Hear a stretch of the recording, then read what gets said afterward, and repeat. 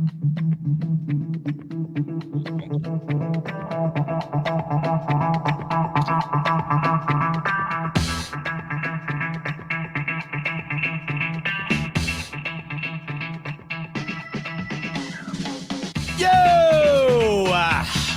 is up, Buffalo Fanatics? Z-Bot Rico.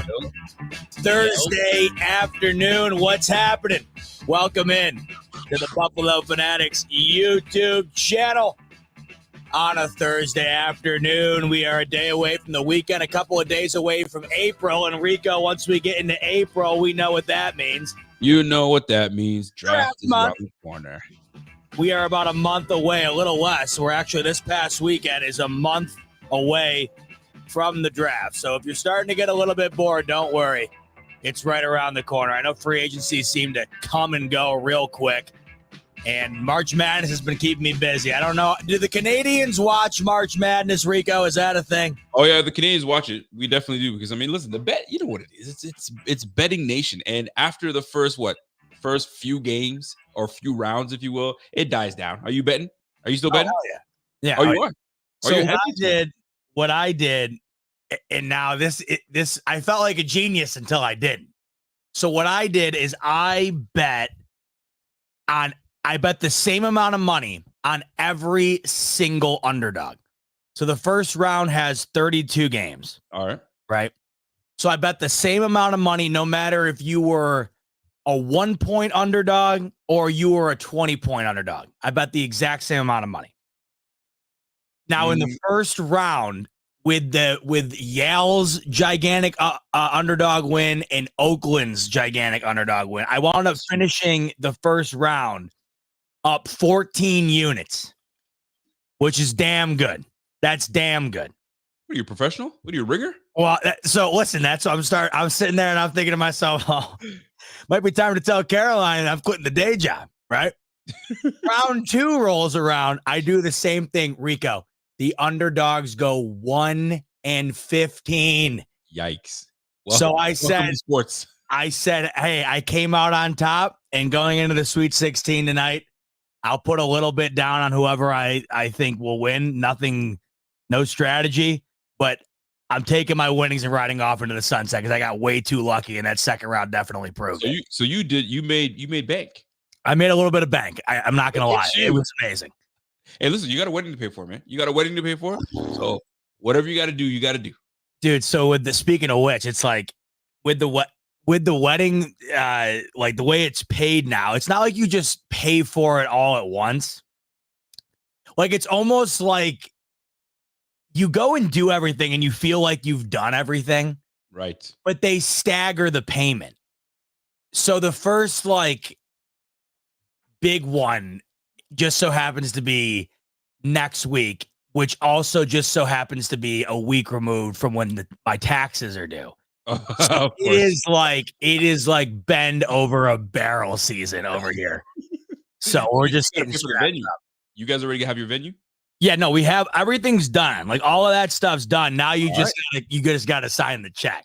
Let me tell you something. There's one epic mistake that I will never let it go. And please don't make the mistake I made. So please paid for the wedding, paid all that good stuff, paid for the DJ, paid all everything that you're supposed to as a groom and as your bride supposed to pay for, all that good stuff, right? So everybody's eating, everybody's having a good time, and near the end of the show, the DJ and I guess the DJ is packing his stuff up. And I was like, hey man, I hope you had a great time. I hope you had this and that. Thank you so much for doing that stuff. I was like, how was the meal?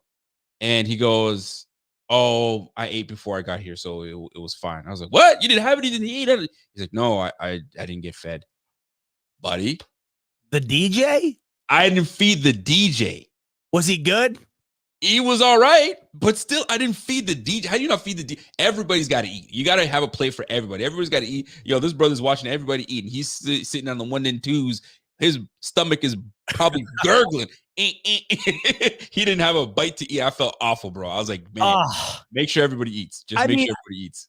Well, one, it's just a sign of your character that you feel bad about that. Oh, buddy, I feel bad still to this day. But two, I got to tell you, if you're walking away from the wedding and that's like the worst thing you feel bad about, that's probably a sign you had a pretty damn good night, I would say. Yeah, man. Listen, you're gonna have a good time, man. Just make sure to eat because bride and groom never eat. They're just too busy. Oh, thank you for coming. Thank you for coming, and all that. No. Jazz. You will see. You will see. I'll tell you this. You will understand why I won't be like this once you get there, because what we're doing, the way that this place is set up is pretty damn awesome. They do everything in-house and they've been doing it for like 50 years. So you don't have to go and get X catering and Y dessert guy, right?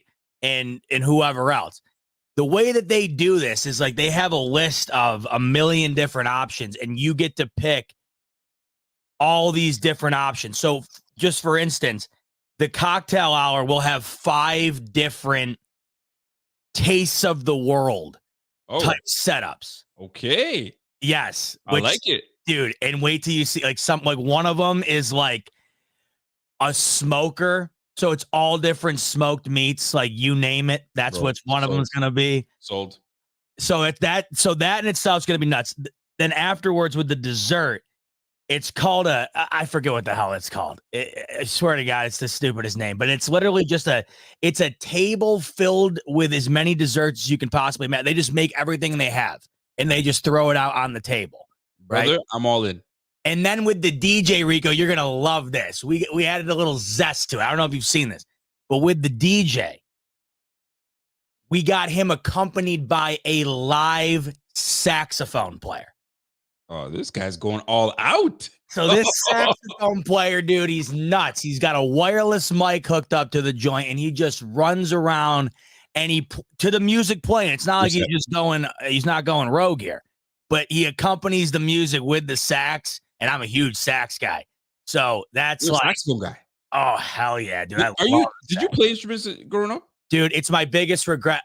So every time, it's funny, if you ask my buddies from college, like anytime the Bills would be losing or something and I'd really, really be really pissed off, I would just be like, saxophone. Yeah, no, I would just be like, I wish my dad put me in a damn choir chair growing up. I didn't have to deal with this shit.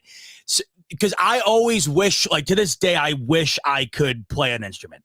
And I think when I have kids, obviously it's up to them whether or not they have interest in and want to do it. But I will certainly 100% back the interest in promoting, because I think unlike sports, I mean, I miss playing lacrosse and I miss playing football to this day, but I couldn't play today if I wanted to, unless I'm going to a rec league. I can play an instrument forever. And I think that's an invaluable thing that you don't realize when you're a kid. And I know I could pick it up now, but it's just like, it's not ideal. If you pick that up when you're in 5th, 6th grade, I mean, even if you gain information like we used to.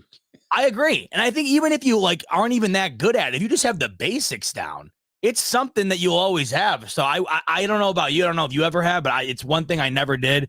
And I wish I had. And I definitely would if I could go back, I would definitely have picked something up. Yeah, I played trombone and I was awful at it. And that was it. I thought it was the coolest thing ever. That is cool. Couldn't do shit with that. So here we are. I don't discriminate. I'm on a microphone talking Bills football and talking sports. Yeah. Here we are. Well, if you can tell with my voice, if I had any ability to sing, I'd probably be selling records, because apparently the more unique and weird and frankly these days awful your voice sounds, the more records you push. But I can't sing worth a damn either. So I just have no musical talent. I just stick to listen to it as opposed to doing anything else. But well, good for you, buddy. Listen, I can't wait for the wedding. I can't. I'm thrilled. It's gonna be fun. It's gonna be it's gonna be a blast. It's going to be a lot of fun. Indeed. So how do we get into this Bills talk today, big fella? Yeah. Well, I think that luckily for us, where we sit right now, we are comfortable enough in the way the offseason was addressed to now just primarily focus ourselves on the hype of the draft. I do like that element of where we're at, where it's not, I don't feel as panicked as I did. And I don't want to say that I had felt panicked. Okay. But I will say that, as soon as that, I don't even know what you'd want to call it. I mean, that dark Wednesday or was it a Monday? At this point, I can't even remember. But when everybody left all in one day, right? When it was Tre'Davious White gone, Jordan Poyer gone, Mitch Morse Yep. gone, and then obviously the inevitability of Gabe Davis being gone. There was a huge gut punch to that, I think. And, in typical Brandon Bean fashion, a small move here, a late night move there. That's right. As we head into April, I keep seeing these graphics posted. It's like, oh, this Bills offense is going to be dangerous. And I look at it and I think to myself, it's not like I look at that and I'm, oh my God, look out. But I look at that and I say, hey, I don't see much of a step back from last year. And that's all I need to see, because I'm getting another year with Joe Brady. I got Josh Allen. I'm getting an additional year under the belt of Dalton Kincaid and James Cook. Yep. I felt like there was regression just simply based on in and out type, the rotation in which comes with the offseason. But with the supplementation that has happened since then, and now we enter the month of the draft, I sit here feeling way better than I did. I don't want to say satisfied, but I feel that there is an ability to be satisfied if the draft goes well, just based on what Brandon Bean's been able to do here and cover up the holes, so to speak, in the last couple of weeks. Do you feel like we're a draft away from really looking sharp going into this upcoming season? Draft away. It's hard. You can't say just for now, away. Maybe not the future, but for this year. For this year, we're good. I think we need to nail this one. I think Brandon Bean understands he needs to nail this one. He needs to get it, because the theme is get younger. I mean, we saw the moves that we made. We've seen the signings that we've done. We've signed the more of the younger side of football. More of the younger free agents that's come in. We just recently signed Deshaun Williams coming in. I think he's age 31, but that gives us good depth on DT. But I mean, I think we're headed in the right direction. But I do have a question for you that I asked the crowd and the viewing audience last night, and I'm curious to get your answer. So, based on what Brandon Bean has done since arriving to Buffalo, since his latest move, his ups, his downs, and everything in between, if you were to rate Brandon Bean on how much you trust him with making decisions for this team, right? Trusting him with his decisions for this team, that he's going to put this team in great position. What would you rate him 1 to 10? 10 being he can't do anything wrong, he's amazing. 1 being I don't trust this guy one bit. He got lucky with Josh Allen. Everything else has been a bust. I'm totally exaggerating here, but you catch my drift. 1 to 10. Where do you rate your trust in Brandon Bean? Let me preface this by saying, and I haven't had this happen to me, thank God. I was just such a ladies' man, Rico, that I never had to deal with many issues with women. You know what I mean? So, no, but in actuality, in college, I was doing whatever. Caroline and I met second semester of freshman year. We've been together. We'll be together almost 9 years next month. Good for you, boy. So I don't have this under my belt, but I know a fella or two who does. You're in a relationship. Actually, a good buddy of mine. This just happened to him. He was with this girl. She was super cool. I met her. I liked her. He liked her. And what else is there to say? That's awesome. Thought they were going to be together for a while. Things were going good. And she just flat out told him, man, you know what? I was never into you. I never really liked it. Yeah. Had me fooled when I met her. Certainly had him fooled. Right. And I would imagine, I don't know how he is about it now. I don't want to, ask him about how, where he at personally with that. But I know if that was me, I would certainly have some trust issues post a relationship like that. Right. Okay. Growing up with the Buffalo Bills was trust issue central. There was nobody to trust. You couldn't trust the head coach. Mm-hmm. You couldn't trust the ownership. God bless Ralph Wilson. You couldn't. I mean, by that point, even when I was born, Ralph Wilson was one of the older owners in the league. Couldn't trust Ralph Wilson. Couldn't trust management. Couldn't trust coaching. Didn't have a quarterback you could trust. You might have had an offensive lineman or a defensive lineman or somebody you trusted. You had no trust in the team. The only trustworthy thing was their ability to be mediocre year in and year out. Consistently mediocre. You go from that for about 20 years of my life to a guy who essentially, in conjunction with Sean McDermott, Terry Pagula, and of course the acquisition of Josh Allen, has 180'd this franchise compared to what it was in my life. So you go from a relationship that growing up, you still loved it. You thought it was good just based on the fact that that's who you're with. And you go on to see that there's that much better on the horizon, and that's what you currently have. You truly realize, back when you were in that relationship, you knew it wasn't the best, but you still loved the person you were with. You still loved where you were at. You look back on it now and you truly realize just how bad it was, just how lucky you are to be in the position you're in right now. So my answer to this will inevitably be skewed because of that. But at the end of the day, I also feel like it is a factor that has to be considered when answering your question, ranking Brandon Beane on a scale of 1 to 10 as far as trustworthy is concerned, because he is the only person who has come in my lifetime and given us an element of trust. How could I not have the utmost trust, whether lucky or not, in the guy that essentially was, he is the reason this franchise is where they are. You don't draft Josh Allen where you do. Mind you, when Josh Allen was drafted, he was considered he was considered defying math itself, right? If he became successful. You had Baker Mayfield go ahead of him. You had Saquon Barkley go ahead of him. You had Sam Darnold go ahead of him. You had Josh Rosen right there in the mix. And Josh Allen, unequivocally, has been one of the best quarterbacks in the entire league since that draft. You can say it's lucky, but you can say it's lucky about all these other teams who fall ass backwards into guys like Tom Brady or Brock Purdy at the final pick of the draft. It happens all the time. You still got to make the pick. And it's way harder to do it early in the first round when this franchise hadn't had a quarterback since Jim Kelly. They hadn't gotten a damn thing right in the first round almost in my entire life. I mean, really, when you get down to it. And they had other options on the board that they could have went with. They could have traded up to try and get in all of those for the most part, Rico, outside of Lamar Jackson, who went after Josh Allen, they've failed. They're not currently with their original team. They're on multiple teams. Now, I know Baker Mayfield's had a bit of a resurgence here, but let's face it. Josh Allen's in another stratosphere compared to these other guys.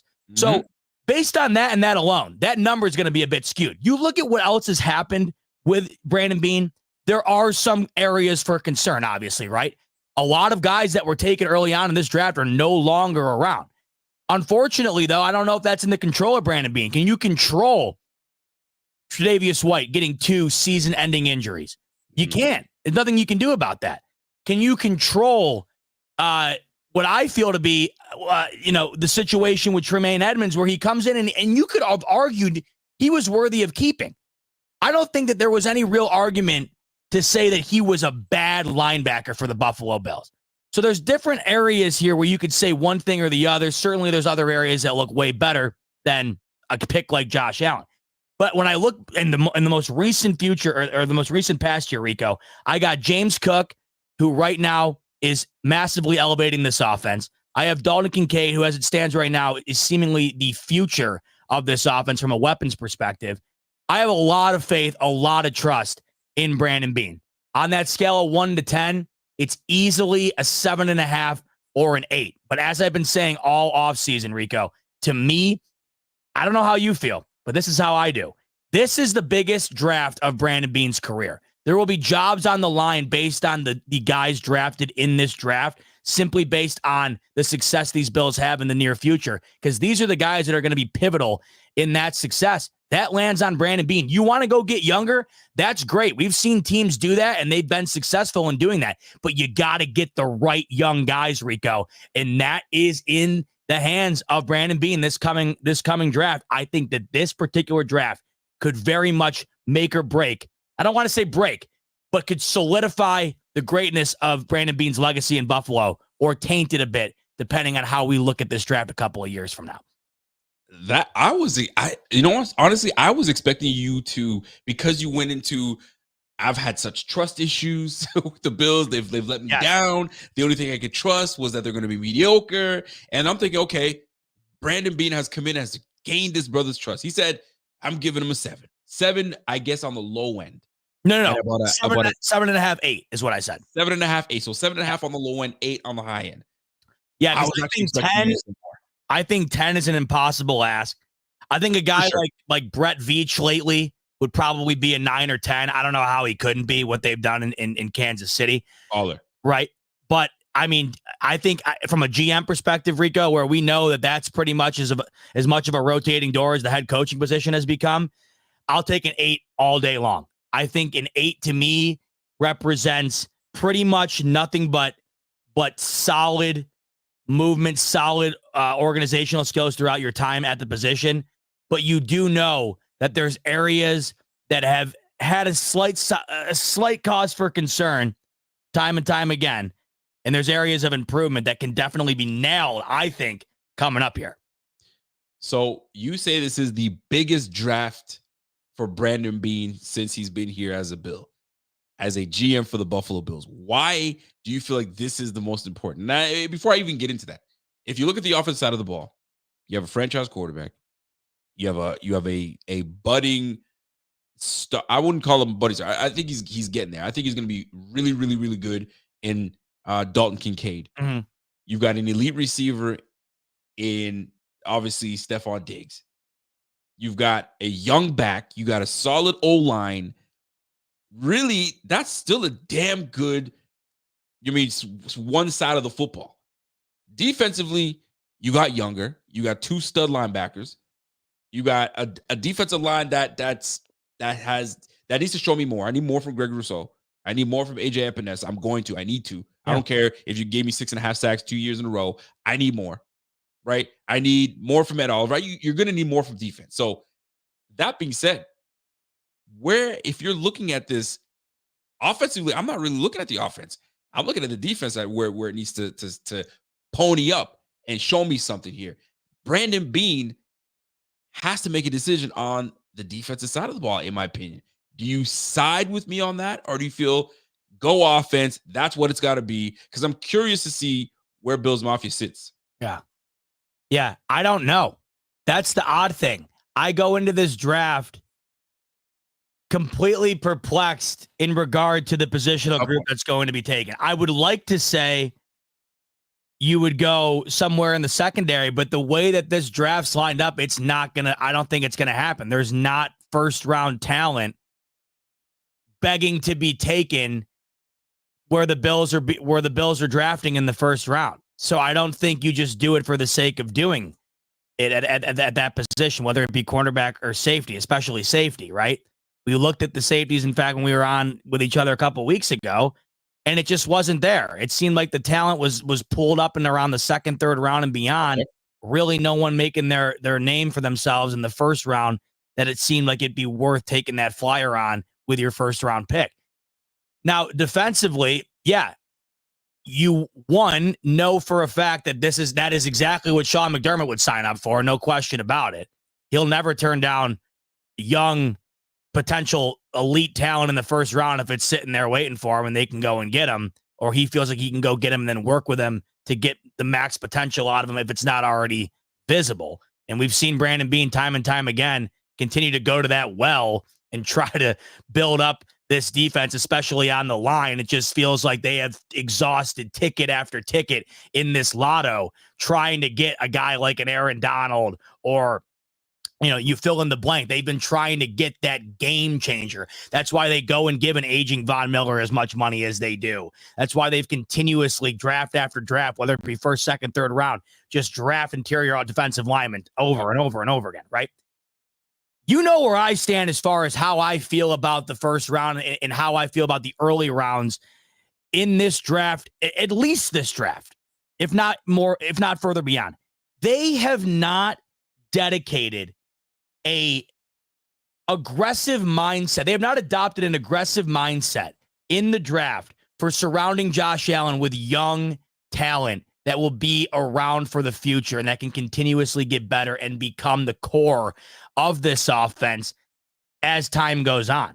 We're currently watching the phase of the old Bills turn a chapter into this next phase of the new Bills, whatever that might be, we'll see. I don't know if that necessarily means wide receiver at 28 for the sake of taking wide receiver at 28, but I do know this. They're talking about this draft being generational when it comes to the wide receiver position, not just at the top, which I feel like it is. I mean, you could make an argument for these top 3-4 guys. I think all of them are going to come in and immediately be one of the best players on their team instantly. But we're also talking about depth ranging way into the middle of the draft, especially when you look at the second round and even the late first round if you wanted to. My question, Rico, is where do they find the most value at where they sit? And is the value enough to stay where they're at? Or are they more liable to move up or down? The one thing we haven't seen, Rico, is some major move up with Josh Allen already on the team. We haven't seen it. I'll tell you this, and I know you wanted to talk about this, and I guess I'll kind of get us there a bit. I look at the talent that is currently entering this draft at the top at the wide receiver position. And I also look at the top of the draft and who's going to be taken where. A lot of quarterbacks are going to be taken off the top. As we get towards 10 or so, there's going to be, top end wide receiver 1 talent on the board. I don't know if it's possible. I don't know if they'd ever consider it, but it feels like if they ever wanted to make a massive move, and it certainly would require mortgaging a bit of the future. If they ever wanted to go and get the guy that should be their next Diggs, because even though Diggs is still on the team, whether people want to say he's going to be or not, he's certainly not getting any younger. And he's certainly not going to be the core wide receiver 1 in a couple of years from now. Do they go and try and find that solution? There's a lot on the table to me in this upcoming draft. That's why it's so big to me. But I could see the argument for wanting to make a major move in the first round. If they don't, I guess the intrigue I have for this draft mostly comes from, do you end up staying put at 28? And if you do, where do you find the most value to be there? If you don't find the value there, are you moving one way or the other, up or down? Because I feel like the more we start to get towards April here, Rico, and I feel like this happens every year, but I'm starting to feel it a bit more. You're starting to hear more and more about, I could see the Bills making a move. I'm starting to hear a lot more chatter about people moving off of 28 in one direction or the other. So all I know is I'm incredibly excited and anxious because I feel like something big is in the works in round 1, no matter what they end up doing, because I feel like this has a major impact on the Bills, not only in the near future, but certainly in the upcoming future as well.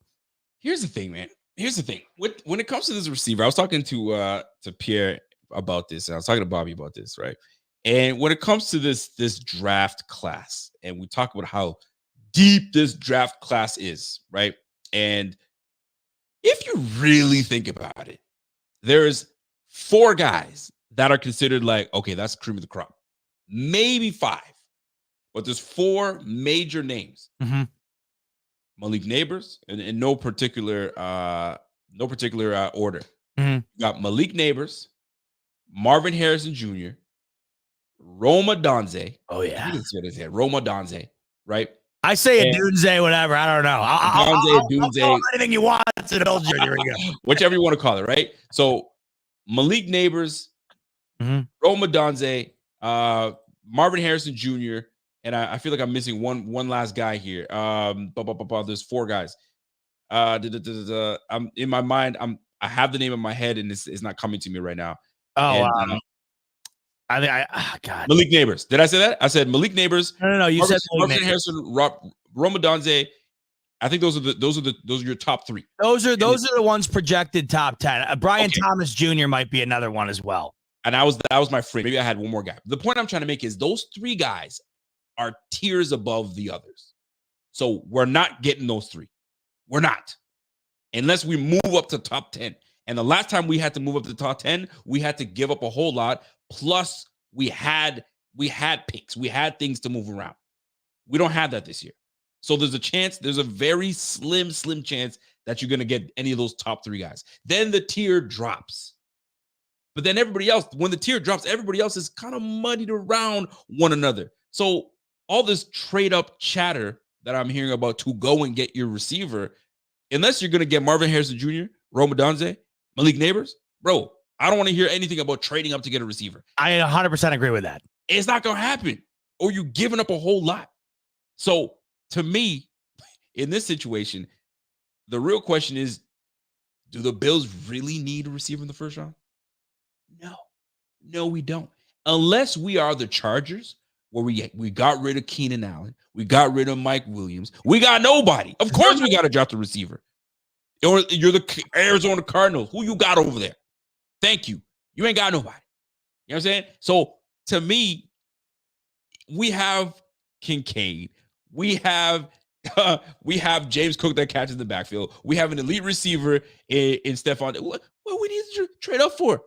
Oh, but he's fallen off. The brother has had 100 receptions 3 or 4 years straight. He ain't falling off, man. He had a bad couple games at the end. Do we need more from him? Yes, in the playoffs we do. But bro, don't act like he's falling off. He's some scrub. I don't want to hear that stuff. For us to move up to go and get a receiver, I just don't think it's necessary. It's deep. If the receiver room is deep, why move up? Just chill and get yourself a great value. Great value is going to fall to us. No problem. But some people don't feel the same. Look, Puka Nacua 5th round. And that boy balling right now, right? So, like, ain't no need. Yeah, I mean, but it's like shit. It's like, oh, but my next door neighbor won $500,000 on a scratch off.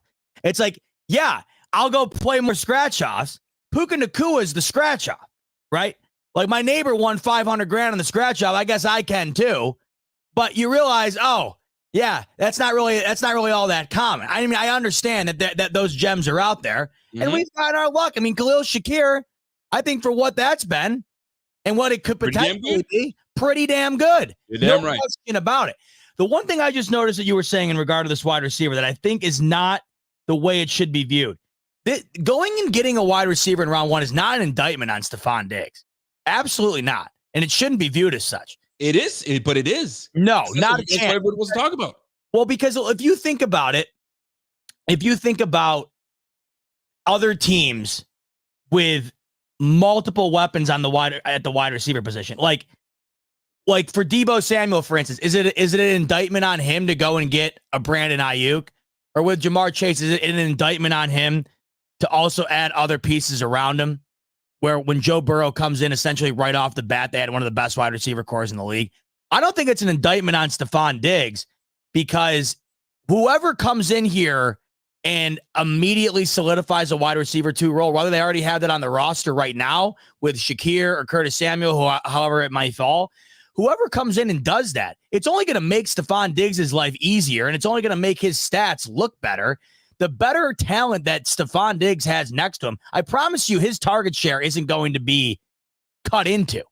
But the more talent you have out on there to take the pressure off, because we noticed last year, a lot of defenses were able to go into it from a passing perspective and say, look, we got to take care of one element and one element only. And that's Stephon Diggs. And towards the end of the year, defenses did an incredible job of bottling him up. And we noticed what the Bills wound up winning with was a lot of short passing, a lot of running, and a lot of Josh Allen making Josh Allen type plays, right? So I don't think it's an indictment on Stephon Diggs. If anything, I would look at it, Rico, and say, this is an exclamation point on how we feel about you, Diggs, because we know we got X amount of time left here with you.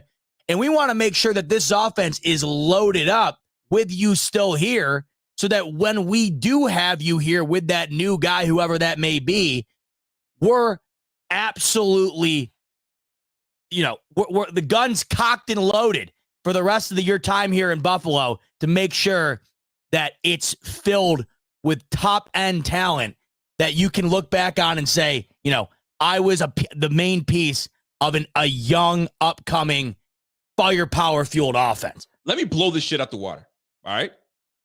Josh Allen is a star. He's a superstar. What receiver has ever come to Josh Allen and Josh Allen and him just couldn't deal? They just couldn't connect.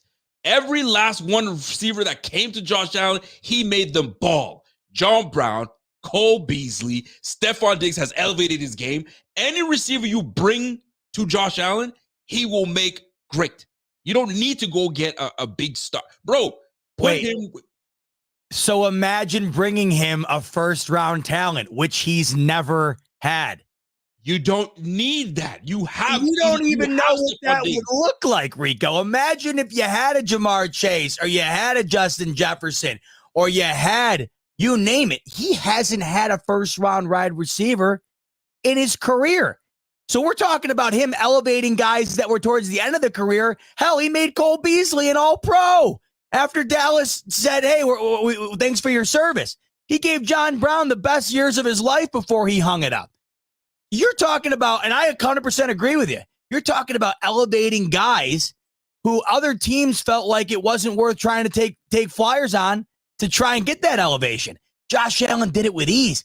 So imagine doing that same thing, but with a guy who already has elite talent. I understand wholeheartedly what you're saying.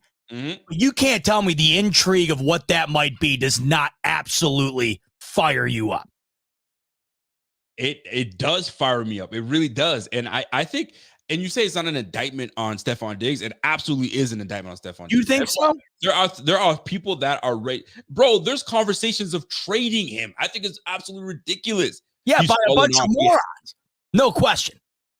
Thank you. Yes. So that noise gets put out there and it just annoys the hell out of me. You're saying that whether it's an indictment or not, he's a top 3 receiver in the game. We talk about bringing in a first-round receiver. For what? Bring him a complimentary piece and let Josh Allen cook with what he's got. So you're saying Diggs will view it as an indictment regardless. It won't matter. That's how you think he'll see it, right? Stop the nonsense. Anybody, any athlete that sees, look at Aaron Rodgers. Perfect example. Aaron Rodgers is a bona fide star in this game. He's a Hall of Famer. They brought in Jordan Love. Bro, lost it. Lost his shit. That's an indictment. He's saying, oh, so y'all brought the young guy in. So y'all think I'm done. So what does everybody think? If you bring in a first-round talent, bro, Stephon Diggs is going to be like, oh, okay, there's what it is. 3 to 4 wide receivers on the field, Rico. There's one quarterback taking the snaps. That's the biggest difference. Stephon Diggs, Curtis Samuel. Don't forget, we have Dalton Cade. Dalton Cade is going to take a lot of, he's pretty much essentially going to be the next guy that gets the most targets. Where's the number 1 receiver that they drafted for Pat Mahomes? You see them drafting number 1 receivers for him? You see them clamoring for a number 1 receiver? Heck no. Because that dude is him. Bring me who you got and I'll work with it. Come on, man. We can't be just putting our eggs in a basket and we get a damn receiver. We don't. What we need to do, sir, is build around this damn defense. Oh, don't build around the defense. I don't want to hear that shit from anybody. And guess what? There was a tweet out there saying, hey, if you want to, I'll squabble anybody that wants to tell me about getting the offensive piece when this offense has been a top offense for the last, 3-4 years? But we want to add more? How many points do you think we're going to score? 50 points? 50 points a game? What do you want? This new kickoff, Rico, I wouldn't put it past them. I wouldn't put it past them. Bro, we need to stop these guys. We need to, especially with this offense being what it's supposed to be and what it's how it's supposed to go. All right. So what's ideal? What's ideal? April 25th. We're all sitting around here on the live stream. The Bills take the podium. What's fantasy land in Rico's mind? That's like hell yes. Somebody say, rated L Rico. All right. What am I looking at here? Well, listen. Here's the thing. I'm not opposed to taking a receiver. I just don't need. Listen, but I need to make you understand this. I just don't need it to be in the first round. I see. I don't need it to be in the first round. I don't need. By the way, I don't either. If Brandon Beane gets down to 28 and he feels that the value late in the second round is equivalent or marginally there to that of the late first round, no skin off my nose. Like 100% agree with you there. I thought what I was getting at, I think what we were talking about more, I thought was the idea of if there's a move to be made, would they make it in pursuit of getting the next whatever? Like at 28, I don't know if the ideology there is overall getting that receiver to immediately be the workhorse. I view it as 28. That's a guy that you feel very confident working into a top wide receiver too at some point, right? That's how I see it. Brandon Beane is the type of person, like, listen, he's moved up twice, two straight drafts in a row. He moved up for Kyrie Elam, and he moved up for Dalton Kincaid. This brother's going to move. He is the type of GM that if said player gets close enough that he likes, he's going to get them. Yeah. He's going to try to go up for them, especially because it's a cat and mouse game, right? Shoot, I think the Dallas Cowboys need a tight end. They're probably going to try to grab Dalton Kincaid on this one. Let me just hop over. Oh, that was and great. grab Remember him. that? Remember Right? that? Remember the vibe in the Dallas war room? That was awesome. Absolutely. It's a lot of strategy. So if it comes down to it, obviously it's going to be best player available. It has to be. It's got to be that way. But if the target that you see is right there in front of you, you got to go and grab it. But if you look at it, and this is the best, I have to say this again, if you're looking at weaknesses on either side of the football, are you looking at this offense and saying this offense is a weakness? Was that what hindered us from winning the game because of 17? Was that what hindered us from winning against the Chiefs? No, that did not hinder us. That did not hinder us. What hindered us is what we didn't make enough plays on the defensive side of the ball. That's what hindered us. I don't think it would have mattered who you drafted, though, Rico. It wouldn't have mattered who you drafted in that game because they were down to you and me out there against Mahomes. I mean, there's a reason Kelsey went from not making a stat-worthy play for like 5 weeks to having a career day that day. That's the unfortunate reality. You know, if Allen hits Diggs on the crossing pattern, if Diggs catches that deep ball, if he hits Shakir and doesn't get bumped, I mean, you could say it came down to the offense if you wanted to. If you say it again, you made a very crucial point just there. If he doesn't what? If who doesn't what? Oh, so you're saying we're going to just go get Chris Jones at 28. Is that what you're saying? Is that what you heard from that? I'm just saying what affected that play? What affected that play? You feel me? So listen, Chris Jones affected that shit. So what we need to do is find someone that affects the offense because we all know this offense is king in this game, man. Yes. There's no stopping it.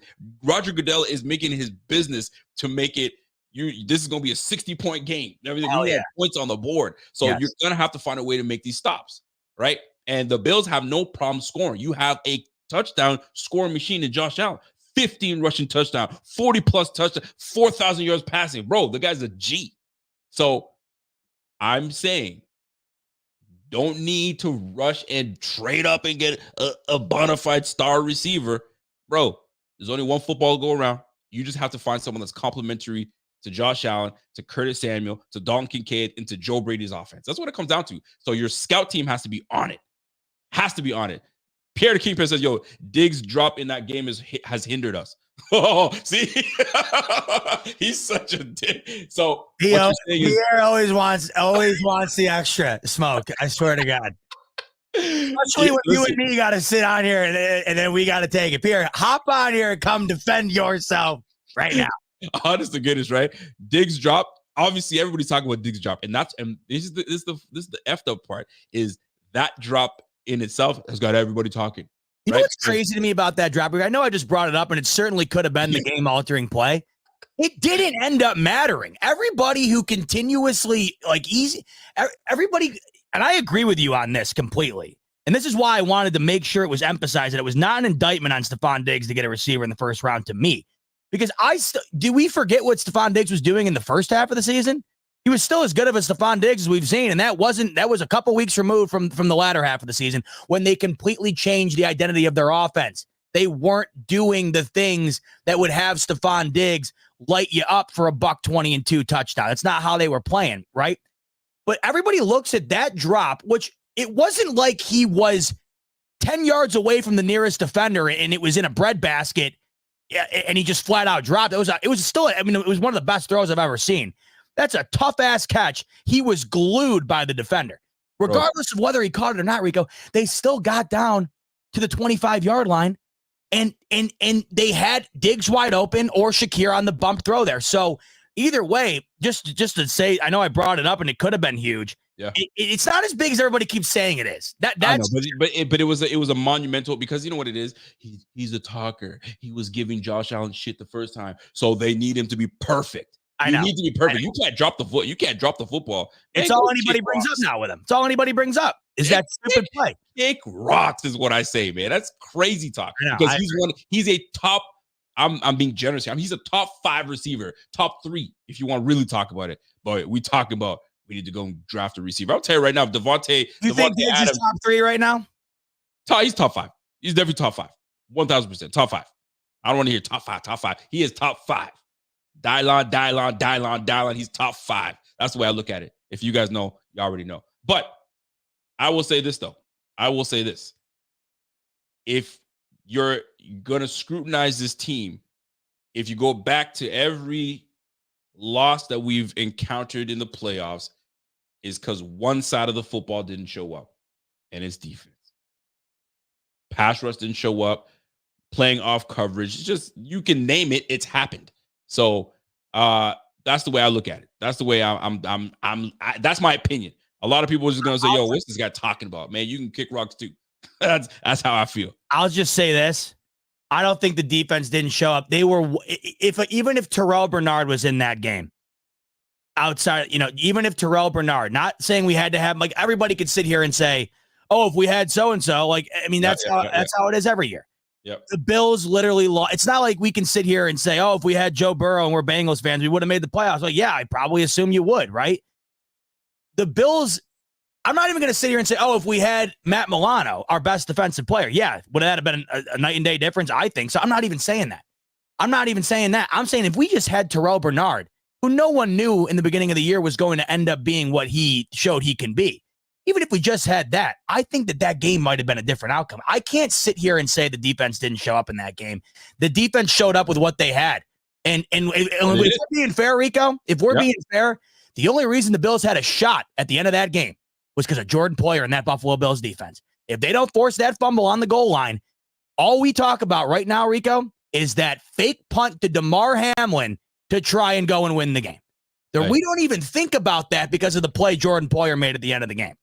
The defense did what they could in that game. You're going against maybe the greatest of all time, maybe the greatest tight end of all time, maybe the greatest offensive coach of all time, and that team had a chance to go down and take the lead late.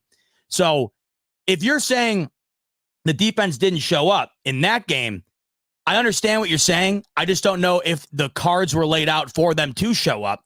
But to that point, the year prior, nobody showed up against the Bengals. Nobody. Including the defense. I'm 100% with you, and I get your point. I'm with you, and that's why it's crucial. I think we're both on the same page here. That's why it's crucial for Brandon Beane to make the right pick, make the right picks. So I'm guessing you're honing in on defensive line then in round 1.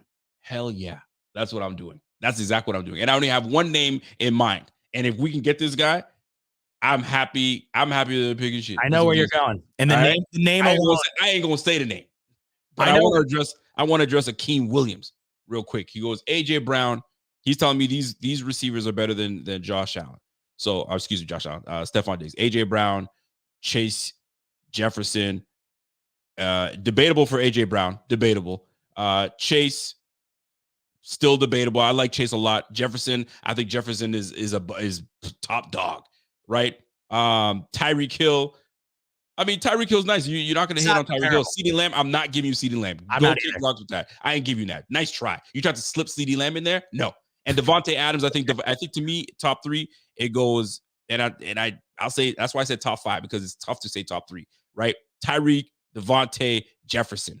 Those, and I'll put Diggs right in that mix of top 5. I'll say top 5.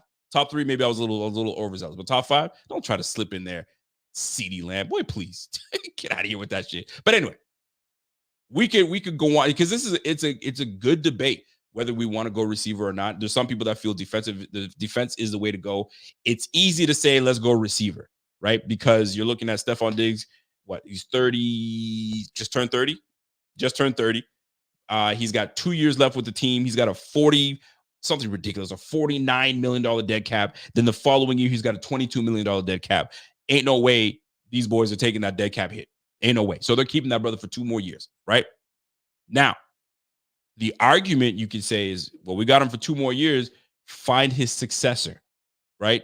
Get someone, because they're not going to hold this brother down. He's going to get out of that deal. By age 33, he'll be a free agent. By that time, you want his successor in. So I can understand that point to say, if you're going to grab somebody in this draft class, which I'm sure we will. I just don't think it needs to be done in the first round, because unless Brandon Beane can trade all the way up into the first round and grab one of the top 3 guys that I told you in that first round, bro, if Brian Thomas Jr. falls to you at 28, bro, you're chilling. Take him. If he's falling to you at 28, you don't have to move nowhere. You don't have to give up any picks. You're chilling.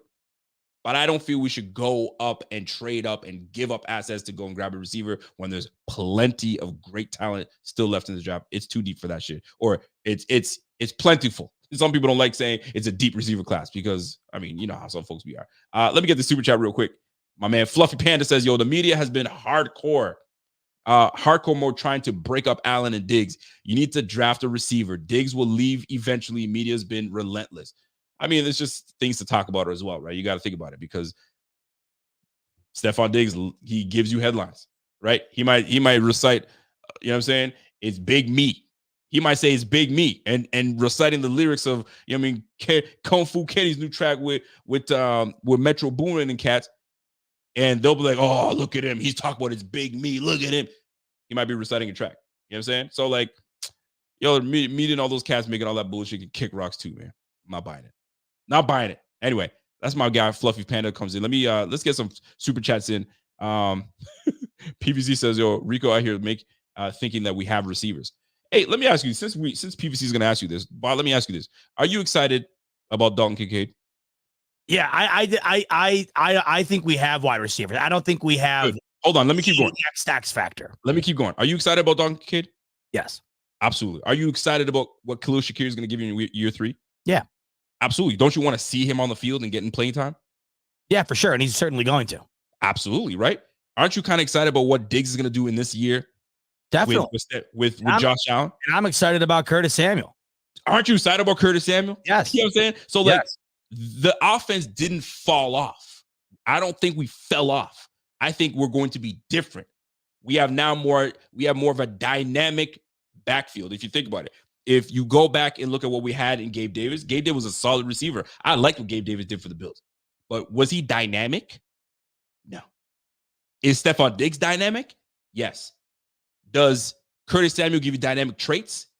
Absolutely. We're going to use him running the football. We're going to use him catching the football. There's going to be a different way we move the football this year.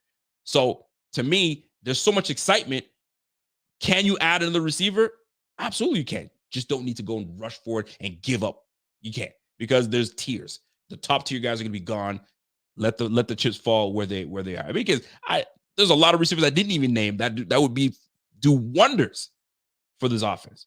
But I'm excited for what this offense is going to bring. So I had to put that out there for you. But listen, Alton Venezuela says Bot speaking facts. He says, yo, Bot speaking facts. This front office always goes defense, heaven most times, and ignores the O. It's time to go O heavy a second year in a row. We got a split chat right now. That is for sure. We have a split chat. That's the beauty of this draft, because some people look at it and see it my way in terms of like, yo, our offense is good. It's been legit. It's always been a top 10 offense. It's always been a top 10 offense. Even when Josh Allen throws and gives away the football 18 times, still one of the top offenses in the game. But yet we still want to add to it. And I don't see, it's not a major problem. It's just that we have bigger needs on the other side of the football. It's just what it is. We have an aging Von Miller. AJ Epinesa signed a 2-year deal. Greg Rousseau is going into his 4th year, if I remember correctly. 4th or 5th year. These things go by so damn fast, right? So we got to think about 5th-year option if we're going to give him $15 million for his 5th-year option. Let me ask you this. You ready to give Greg Rousseau $15 million? $15 million to pick up his 5th year? I think that's what it is. Depends on this year. But I liked what I saw last year. Based on what you saw last year, based on what you've seen thus far from Greg Rousseau, 15 mil? I think they'll pay him if he has another good year. I didn't ask you if you think they'll pay him. Do you think he's worth that money? It's a tough question. I'm putting you on the spot on purpose because it's tough. So when you're like, oh, do I give it to him? Tells you a lot. It tells you a lot. I think we were having the same question about Ed Oliver. We were having the exact same question. And what did he went out and proved that he was worth it. Oh, he did. I guess that's what you're going to have to see, right? Like Ed Oliver proved it. And that's where the front office is going to have to make a decision. Will he bounce and give us something like Ed Oliver gave us, or is he just going to remain the same as a solid player, but just not a very impactful player? Because we drafted him in the first round. Yep. First round. Expecting, you know what I'm saying? I expect a little bit more from Greg Rousseau. I think he's solid. Don't get me wrong, but I think I expected more, or maybe my expectations are way too high. Well, it's Maybe first round. They should be high. I think they should be. You draft someone in the first round, you're drafting someone that's going to be a pillar in your defense. I'm not saying he's not. He's still young in the game. He's still learning a lot. So we'll see how that plays out. PVC Fam says, you have a once-in-a-lifetime QB. Surround him with young talent everywhere. Diggs is aging and not committed seemingly a first-round tight end. And who? Especially with these rule changes. So he's saying Curtis Samuel is who? And Khalil Shakir is who? He doesn't care about those guys. Those guys ain't shit. All right, PVC Fam, I see you, bro. We got a couple more. I feel like he's saying it's not like AJ Brown and Devontae Smith. It's not like Jamar Chase and T. Higgins. I think that's what he's saying. Who are they? They're nothing. That's what they haven't built enough of a name, is what he's saying. I get what he's saying. And I do get it. I do understand that. Unfortunately, it is tough to get that elite wide receiver 1-2. I mean, not everybody can have Ayuk and Deebo Samuel. Not everybody can have Jamar Chase and T. Higgins. I mean, Brandon Beane has said that himself, right? You know, I wish we were, or he didn't say I wish we were, but we're not. I don't want to be bad enough to be able to get a Jamar Chase. The thing of it is that this is the other thing you have to consider too.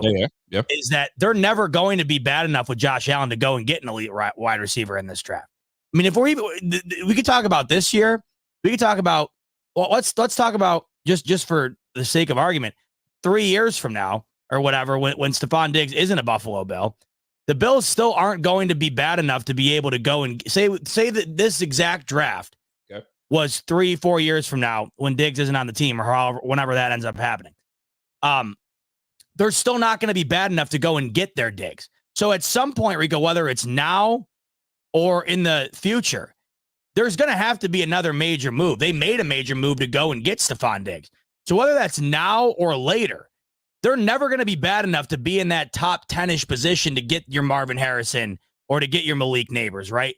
So eventually you have to pretty much concede to the fact they're going to have to make a move where it feels like maybe at the time they bit off more than you might be willing to chew to go and get that guy, because eventually it has to happen, whether that's this year or down the line. I mean, wouldn't you agree? Eventually, you're right. And I think we all can agree on that. Eventually it's going to have to happen. Eventually it's going to have to happen. It's just now you got to really, I mean, this is where the front office has to really evaluate what they have, right? And I know Brandon Beane must kick himself in the pants sometimes, because he's conflicted, right? Where he thinks he has something, he didn't, right? He thought he had something in Cody Ford. Oh, let me hold on to it. And he didn't. He didn't think he had something in Wyatt Teller. Wyatt Teller's balling. So now he's like, do I have it? Do I not? So he's conflicted. So he's really got to put his head together with McDermott and the scouting team and really assess this team and figure out where you need to improve and get better. And I don't think we're as challenged as some might think we are. I just don't think that I agree with. Because some make it seem like we're so challenged that we're a bottom 15 team. What? No, it might feel that way the way we've been losing to the same. It might feel that way the way we've been losing to the damn. I mean, the Chiefs a lot. It feels that way. But bro, we're not a bottom 15 team. But you think that's what we are. The way some Bills fans. I'm not gonna say all of them, because a lot of smart Bills fans know what's good. But some of them are just they overreact. I think they overreact, and some might say I'm underreacting and thinking that, but we need the receiver. And I think Walter was like, no, I think Walter made a comment. He's like, notice how he mentioned all the receivers that had a good number 2 receiver. Who had a Devontae Smith with AJ Brown? Mm-hmm. I guess you could say he's a good number 2 receiver. Justin Jefferson. Who's Justin Jefferson's second receiver? Well, that whole team's a mess. Okay, they don't even have a quarterback. Bingo. Jamar Chase has T. Higgins. Got you. Right. Who else did I name? CeeDee Lamb. Who's CeeDee Lamb's other receiver? Michael Gallup. They just got rid of Michael Gallup. Who you got? Who you got? Come on, guys. Let's keep it buck here. Let's keep it a buck. Anyway, that's a whole. Listen, this topic is gonna be massive, and listen, we got a whole month of April to discuss what these Bills are going to do. Could they trade up? Very likely. I guess the player just has to fall just right. They gotta fall just right, and if we can leap over some people, we're gonna find out. Pierre the Kingpin says, yo, they're not going to try to talk about playoff Diggs. He's a regular season monster. Listen, there's no way we can move away from Diggs in the playoffs. He just hasn't been the guy we needed him to. The last time he had a very good playoff, I think it was the 2020 season when we went to the AFC Championship. Everybody did. Yeah, that was it. And then it's not been great for Diggs in the playoffs. Now, blame it wherever you want to blame it. They didn't scheme him open. He didn't play well enough. The quarterback didn't play well enough. Whatever you want to call it. Josh Allen balls out in the playoffs, so it can't be on Josh. So everyone's got to step up. I can't answer for what his blunders have been and why. I just know that he needs to be better in the playoffs. That's a fact, and we know that for sure. Buffalo Brave, by the way, he has no idea who I am. Zero clue who I am. Big fan of you, Rico. He has no clue who I am, but he disagrees with everything I say, including the defense not showing up last year. Believe me, what game was I watching? I was watching that damn game. I was in the stands. Believe me. What I said, I didn't say they didn't show up. They didn't show up. They showed up with a YMCA rec league defense. That's what I was saying. I was saying what they were able to do in certain stages of the game probably exceeded the talent they had on the field. But at the end of the day, Patrick Mahomes carved them up. Absolutely the primary reason they lost. The Bills beat the Chiefs earlier in the year, scoring only 20 points. They scored more in the playoff game than they did in that game and lost. The Chiefs were scoring within 2 to 5 minutes. The Bills were scoring on 10 to 12-minute drives. The defense certainly didn't show up last year. My argument was I felt they were in a really tough position to be able to show up. But that's all. This is back to the overall point we were talking about as far as injuries are concerned. No matter who you draft, no matter how great the players are on the field, if they're not capable of playing, it doesn't matter. And that's kind of where the Bills fell in that game against the Chiefs. And it was unfortunate because I felt the offense certainly did enough in that game to win. But the Bills defense just was not where it needed to be able to get it done on the additional 1 or 2 plays you absolutely have to have the advantage in to beat the Chiefs, because that's what it comes down to. Every time these Chiefs win, whether it's the Super Bowl, whether it's the Bills game in the division, or whether it's the 13-second game, you name it, it really all comes down to 1 or 2 plays to these Chiefs. We've talked about this time and time again. The Chiefs are not far and away better than the top of this league. They're not. It's not like they stand alone as far as talent is concerned. They stand alone in their ability to execute in the moments that are the most crucial. They stand alone in their ability to just edge you out by an inch. Mm-hmm. And in a game of inches, it's the ultimate difference every time. That's what the most frustrating thing is. The Chiefs make it seem like every team out there has to go and add this, do this, rewrite this. The reality of the situation as it stands right now, the Bills are just as good as the Chiefs. They have been just as good as the Chiefs. They haven't been as good as them in 1, 2, 3 plays in major games that the Chiefs were ultimately better than them in. And that has been the difference. You can ask Kyle Shanahan the same question. He'd tell you the same answer. He's lost 2 Super Bowls to Patrick Mahomes off of 1 or 2 additional plays made by the Chiefs that weren't made by the 49ers. It's a league-wide problem. It's not a Buffalo Bills problem. So to the overall point here about the wide receiver, right, whether you add a wide receiver, whether you add a defensive player, whether you add whoever, that's what it all comes down to. The Bills, even if the Bills go into the draft and they don't get a single player that comes in and makes an impact, with 17, they're still going to be right there in the mix for these AFC playoffs, right? Always. And the way things have been, I mean, even at times, back when in the 13-second game, for instance, that's when the Bills or the Chiefs still had Tyreek Hill, a younger Travis Kelce, right? Pretty sure Patrick Mahomes won the MVP that year, I believe. So even when they had the better roster, quote unquote, the Bills were still right there with them, with the lead and really the game in hand. That's the most frustrating thing I think about this, Rico, is a lot. When you were saying earlier about, a lot of Bills fans feel like we're bottom 15. The only reason they feel that is because of a very, very small handful of plays that have separated the Bills from the glory the Chiefs have enjoyed for the last half a decade here. It really does suck. I'm not saying all Bills fans feel like, but the way you could see Bills fans talk about the team, you would think that we were a bottom 15 team. I was like, come on, let's pump the brakes a little bit.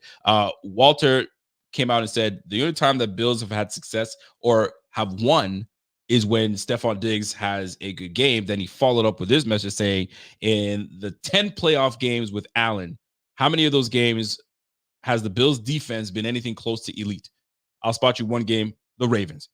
And Yes. which proves my point that we do need to bolster that defense up. And I know people don't want to hear that because, oh, we do it every year, blah, blah, blah.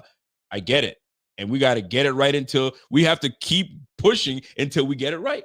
It's just what it is. Now, at one point, does it become insanity that we keep doing the same things and the same results happen? Well, golly, something's got to give. That's why this, like you said, Bot, this is an important draft. This is one of the most important drafts that are going to be hitting the front office leaders in Brandon Beane and Sean McDermott, and they better nail this. They better nail this. I do have a question for you, brother. I'm gonna shift away from the receiver talk. So when you're looking, when you're looking at this this Bills team and the success of this team, I don't even want to go here yet, but I think it's a fascinating question, because I even find myself asking myself this question. If the Bills find themselves and this goes for the chat as well, and whoever's watching, if the Bills find themselves in a position where they just back into the playoffs, not looking good, and we ultimately lose again in awful fashion to either Burrow, it doesn't matter. We lose in the playoffs yet again. We don't make it to the AFC Championship game. We probably lose in a wild card or a division. Let's just say that happens. I'm on record saying that if that happens, or if we don't have a successful season, McDermott's got to go, right? But do you tie McDermott and Beane together? Do they go as a unit? Because they pretty much brought this team up together. So do you move on from one and not the other? Or is it a package deal? Both y'all got to go. Same thing they did with the Chargers, right? Staley and Telesco, was it? Both y'all got to go. Not one of you guys are staying. You both got to go. We're starting brand new. Do you feel that if the Bills fall into that unfortunate scenario and situation, do you move on from both and say we're cleaning the house and we're starting fresh, or you keep Beane and move on from McDermott? I got an answer right off the bat from Silas. Silas says, yo, Beane is safe. Don't even touch my guy. Hit that bell, because I do the emphasis emoji where you double tap on the text and hit the exclamation point. I'll tell you. So you feel Beane is safe? They're both safe. Neither of them are going anywhere next year. Okay. Unless there's a catastrophic collapse. And it would be an interesting dilemma because we all know that Beane and McDermott came in as a package deal. But think about Brandon Beane being fired. He would be hired within 5 minutes by another team. He would be hired by the time the phone call from Pagula to him concluded. He'd probably have a call waiting on the other end while they were on the phone call to be hired. So, no. But that's why McDermott won't be going anywhere either. And once again, to me, this ultimately comes back to what we were just talking about. Sean McDermott and his legacy has hinged on those Chiefs games. I mean, it's really what it all comes down to. But when you really get down to brass tacks, I mean, Sean McDermott has had nothing but essentially success with these Buffalo Bills since he's become the head coach. And there's something interesting he brought up the other day at the coaches meeting when he was asked about where the Bills are and whatever else. And I want to get your thoughts on this because it's kind of a similar type topic to what you're asking me here. He said that I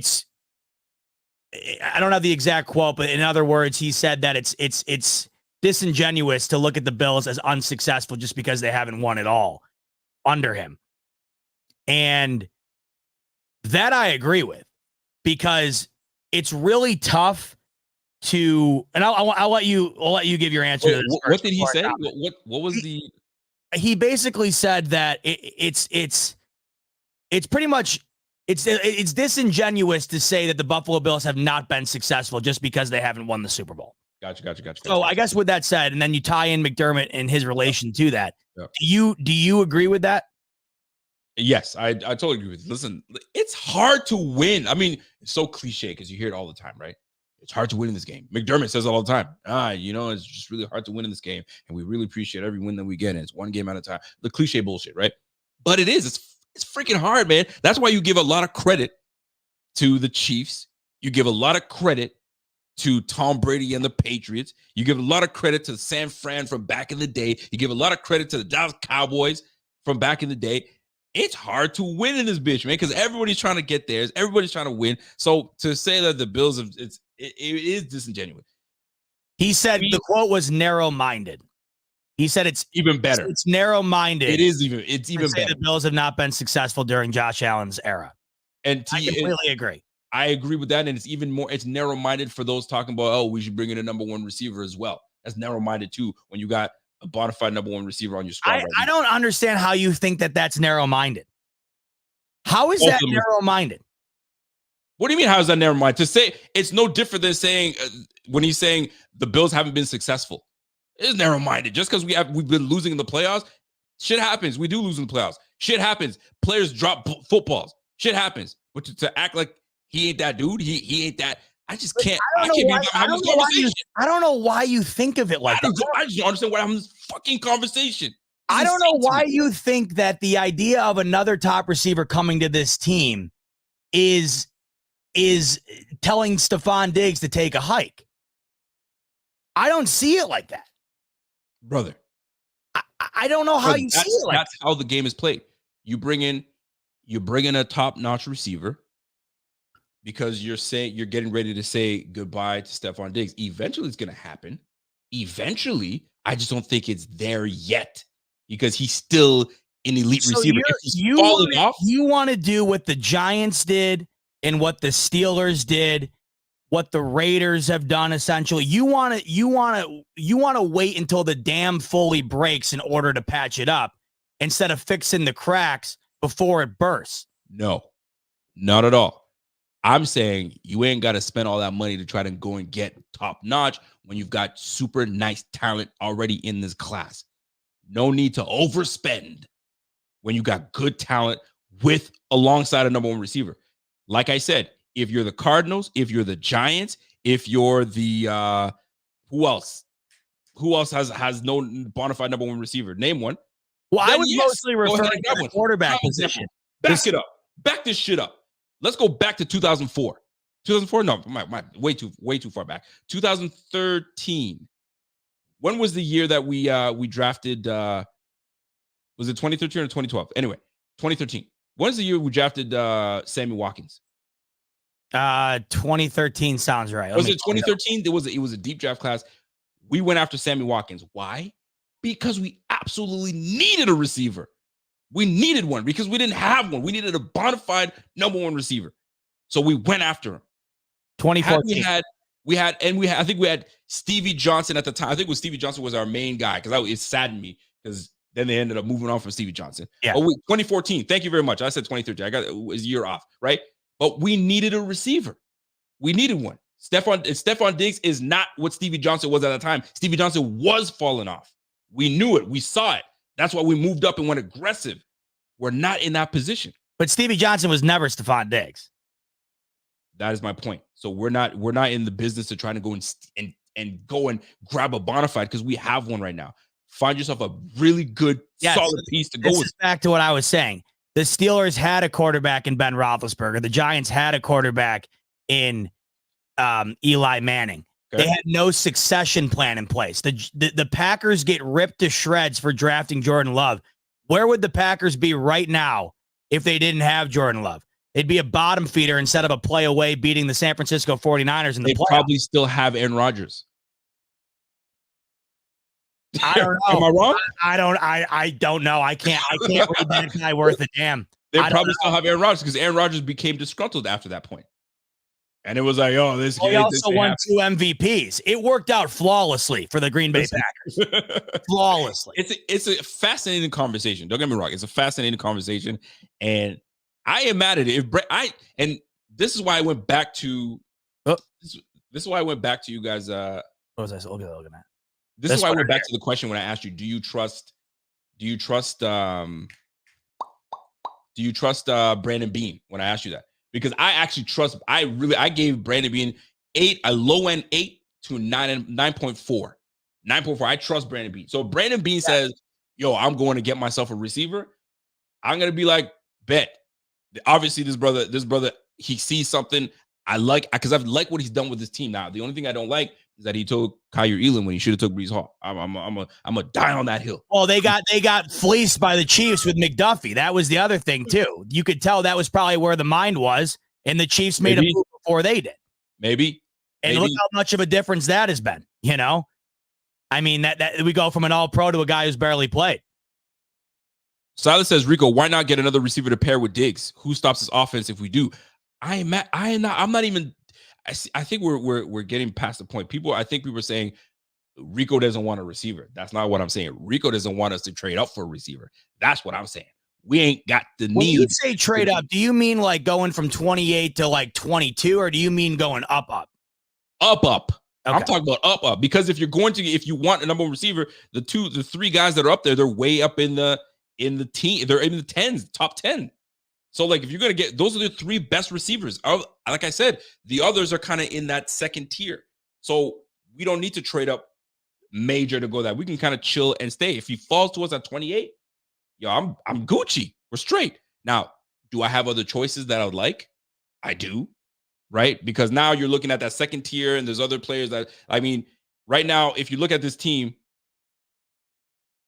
people would be lying to your face straight up if they said, yo, I'm thrilled with what we have at the safety position. I ain't hating on it, but we got Taylor Rapp, which I like. I think it was a good idea that we brought him back. He's 25 years old, 26 years old, right? You need to bring him back. He's going to be in his second year in the system. He's only going to get better. You got a very instinctual safety in Mike Edwards that's got he's got some years under him. But is that moving the needle for y'all? And if you tell me that's moving the needle for y'all are bold-faced liars. But right? we know they're not going safety in the first round just because it's not there. And it may not be. They may have to trade back. Who knows what they try to do? But there's some ballers in this thing, man. We might need a defensive tackle. Who knows how the board falls? But I am not against taking a receiver. I'm just against moving up heavily. I'm talking about like really giving up a whole bunch to try and attempt to get, the big top dogs, unless they fall. And I can't see any of these guys falling out of the top 10. So maybe Brian Thomas is the one that we are circling, and we're waiting for him. If he falls to like 18, 19, maybe Bean starts to move up, right? But like Bean probably moves up if he gets to like the 22, 23 range. Now I'm moving. I'm making some moves. We'll see, bro. This is why I love the draft, because but it if all we're sitting, yes. Oh, well, that's what it is. If we're all sitting here on night one, and you see the graphic come across the screen that says trade has been made and the Bills move up to say one of these wide receivers fall, like say a Dunze falls to like somehow, I don't know, say just things 15. go wonky a bit. Go 15. He falls to 15. No. 15 would be too far for me, but let's say he falls to like 12 at the latest. Sure. And you see the graphic come in for the trade. Are you mad about it? It's but here. If that brother falls to 12, and Dunze, I think right now I see him anywhere between like 7 to 10 right now, but we don't know how things will shake out. I doubt he falls there, but I'm just hypothetical. If one of those three guys drop, okay, Marvin Harrison, he ain't dropping. They're gonna take his ass. Neighbors, chances are he's gone in the first few. Yep. And I guess Adonze falls to 11, 12. Golly, that's a lot. You got to give up a lot to get up there. Yes. You're thinking you're giving up your first, you're probably giving up your second, and you're probably giving up a second next year or first next year. You're giving up a first next year, no question. Bro, don't you think that's rich? Not if they come in and they're Justin Jefferson, Jamar Chase. Not at all. No, I don't think it can get rich enough. What more are you going to get? Now this is where this is now where you say, is Adonze, whoever it may be, is Adonze nice enough for us to go up and get that? Is he that nice? That's the question. That becomes now the question. And to me, I don't think these are good ass receivers, but like that nice for me to go up and get you at that point when you got some Adonai Mitchell, that could be a bona fide baller. You just never know. You feel me? So, like, I mean, listen, man, this is why I can't sit here and tell you that I know all the prospects super, super well. So I'd be lying to y'all, and I don't want to lie to y'all. I've done a little bit of film study on all the 3 receivers, but like I'm not really paying attention to those cats because I know they're gone. So Agreed. it's a tough one. What's my man Walter saying? Says I agree with Rico here. I'm against going up for big big up for a receiver. I'd rather use similar draft capital trade up for a guy like Ayuk. If the reports are true, the compensation for Ayuk is less. And there's so many options out there. I just don't believe. I think people just fall in love with, the big name. Let me go get a big name. Let's make a big splash. For what? Listen, at the end of the day, you know what fucking matters? Pardon my language, is getting to the damn playoffs and taking out the damn Chiefs. And guess what? The last time I checked, we can't stop Pat Mahomes. We have a problem stopping Pat Mahomes. And guess what? The Chiefs have a challenge stopping Stephon Diggs. Stephon Diggs and Josh Allen. So it comes down to who makes the stop. And full circle, you gotta freaking step up your shit on the defense. That's what it's got to come down to. I feel like I'm way too damn passionate for this shit. I'm way too passionate. No. I love it. It's pissing me off, man. But I love it. I just feel it comes full circle because I'm telling you right now, my blood boils when I see Pat Mahomes just taking his sweet time and stopping and going and scampering to the left and scampering to the right, and my guys are gassed. It can't do shit. It pisses me off, man. Nothing makes me more sick. Nothing makes me more sick. You got a DB shook in his knees, like he's fucking shook because Pat Mahomes is. I'm sick and tired of it. I'm ready for a defense to get after that shit, man. I don't know about y'all, but the offense, I don't worry about the offense. When you got 17 gets busy. Can you say that for the defense? No, you cannot. But you can't say that for any defense. I mean, look at the guys that were on defense for the Niners. How many top-end guys the Niners had on defense, including maybe the best edge rusher in the league. Doesn't matter. They still drop 30 on your ass and win the game late. They still go down the field and win it in overtime. That's the crazy thing. That's the thing that sucks the most. That's what makes all of this so difficult. Because you can say, oh, we go and get this defensive player. We go and get this offensive player. Yeah. Inevitably, it all comes down to the fact that Josh Allen, with what he's had in the past already, not even talking about any additions, right? They've had their chances. The Niners have had their chances. All these teams have had their chances. Bro. And no one's been able to take advantage. Listen to me. The Bills, how many times did the freaking the Chiefs punt in the game we played against them? I think they punted once. Once or none. It was something ridiculous. No, they carved the Bills. No question. They didn't punt once. What does that tell you? They walked up and down. They dog walked us. They did what they wanted to. I get sick and tired of it. And when people want to talk about bring an offensive player to the team, I ain't got no problem with it. But don't you dare trade up for it. Let the board fall as it may. Make sure you got the right picks for this team, and let's roll. That's the way I look at it. I'm not. Listen, man. When I get into this mode. My man said, "Yo, Rico, F them picks, bro." I mean, they really haven't taken they haven't effed them picks anything at all. They've been very, very intelligent with what they've done and how they've built the team into being as good as they have. They haven't really exhausted everything in their power to do it to where it would cripple them. It makes you wonder, in the prime of Josh Allen's career, if it's going to be worth doing that. Are we going to look back and say, I wish they did that? Mm-hmm. There's a whole bunch of I wish. So you got me feeling like R. Kelly. I wish I would. Listen, man, I'm sick of wishing. Let's get this shit done. That's what I want. Get this shit done. And it starts with fucking McDermott.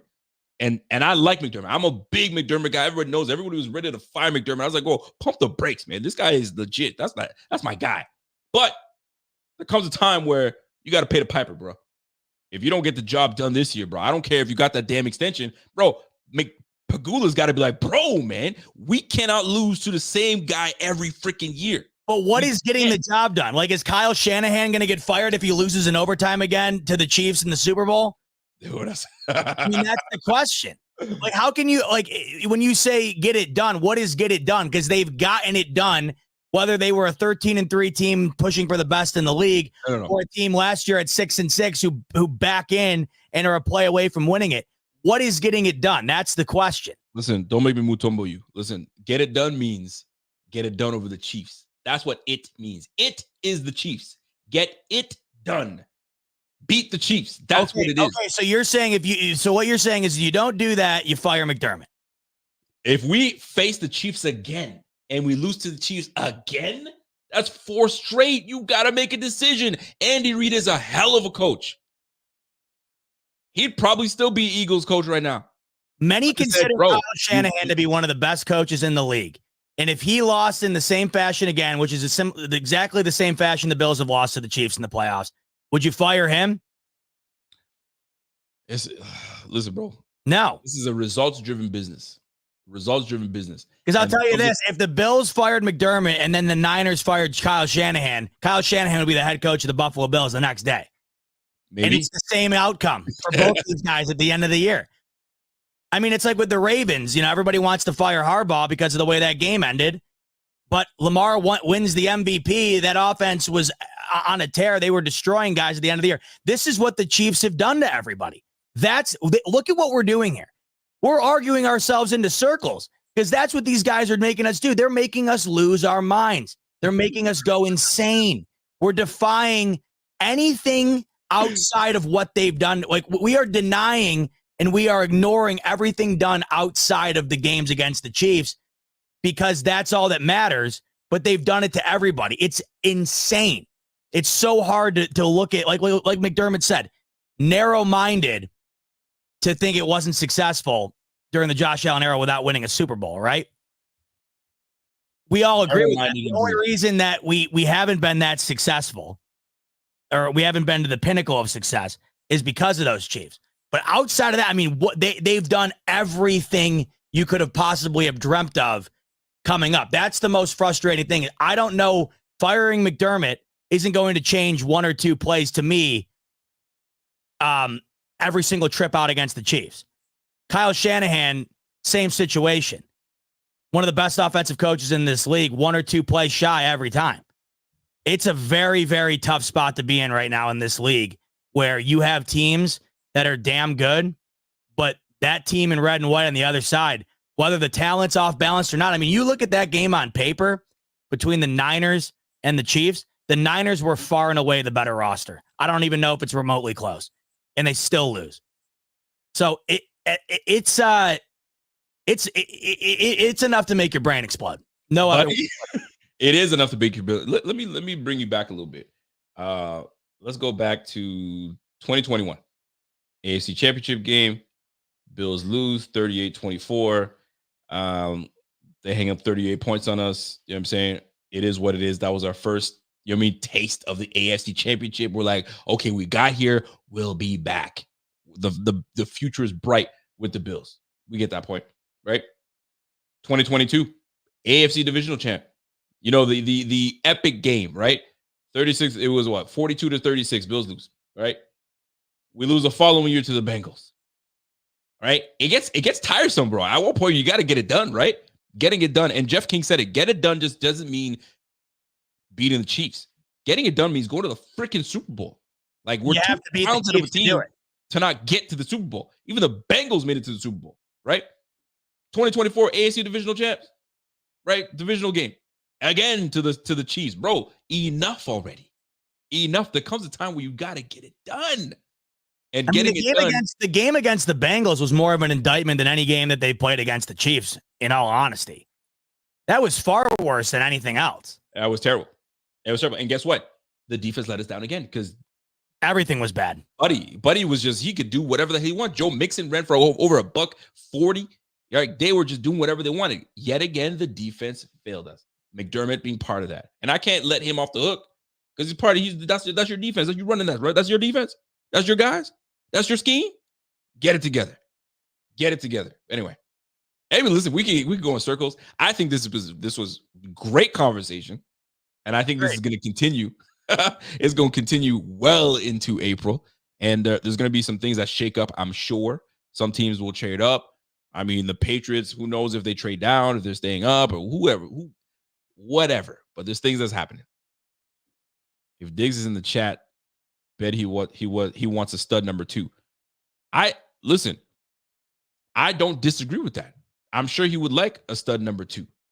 But you go ahead and trade up and get yourself, if it even were to even happen, Malik Neighbors or Marvin Harrison Jr., and I know that would never happen, but yeah, he's gonna feel some type of way. Unless he's the ultimate teammate, which I think is a great teammate, but that does something to you. That I don't care what anybody tells you, that does something to you. Let me try to give you an analogy here. Best way I can put it. I don't know, but let's just say I'm trying to put it where someone would kind of get in their feels if something were to happen. You know what I'm saying? You get in your feels. Okay. Let's just say, Bot, you're hanging out with your girl. You and Caroline are watching TV. You guys are snuggle buggle and you guys are watching TV. She's on her phone and she's scrolling, and you hear a tap tap. Her nail taps her phone. Tap tap, scrolls, tap tap. You're like, what is she doing over there? And she's just, scrolling, guys. And she's liking pictures of other dudes, right? Oh, it's harmless. Well, you're gonna feel some type of way. So if your GM goes, let me see what I want. I'm gonna move up. I'm gonna pay up and go get that guy, because that guy's gonna be the future of the team. I'm gonna feel some type of way. Although I know it's a business, I may have used the wrong analogy, but you kind of catch what I'm saying here. Although you know it's a business, and I know that my man knows it's a business, that's why he's been saying what he's been saying. Ready for whatever the fuck that ever means. Ready for whatever. When Cameron Wolf was talking to him, saying, "Hey man, how you feel about this whole situation of you? Hey man, I'm ready to go. Listen, whatever happens, happens." And I get it. Whatever does happen, because this is a business. Said Sammy Watkins thought he was going to be a Bill for a long time, and then Brandon Bean came in and was like, "You out of here, bro. Take Ronald Darby with you. Get out of here, because we're moving on." So this is a business. They know it's a business. Now, whether they decide to go that route or not, I'm sure Diggs will be the consummate professional. He will, be that guy to say, "Hey, come on down. Let me help you out. Let me do all this good stuff. That's cool." Or maybe not. Who was the quarterback that when they drafted a quarterback and the starting quarterback was like, "I ain't helping you"? Who was it? Ryan Tannehill. Was it Ryan Tannehill when they drafted Malik? Levis. Was it Willis or Will Levis? Was it Willis or Levis? I think. Oh yeah, either Levis or or Malik. Either one of them. Ryan Tannehill's like, "Bro, I ain't helping you. You're on your own." You could have a professional like that.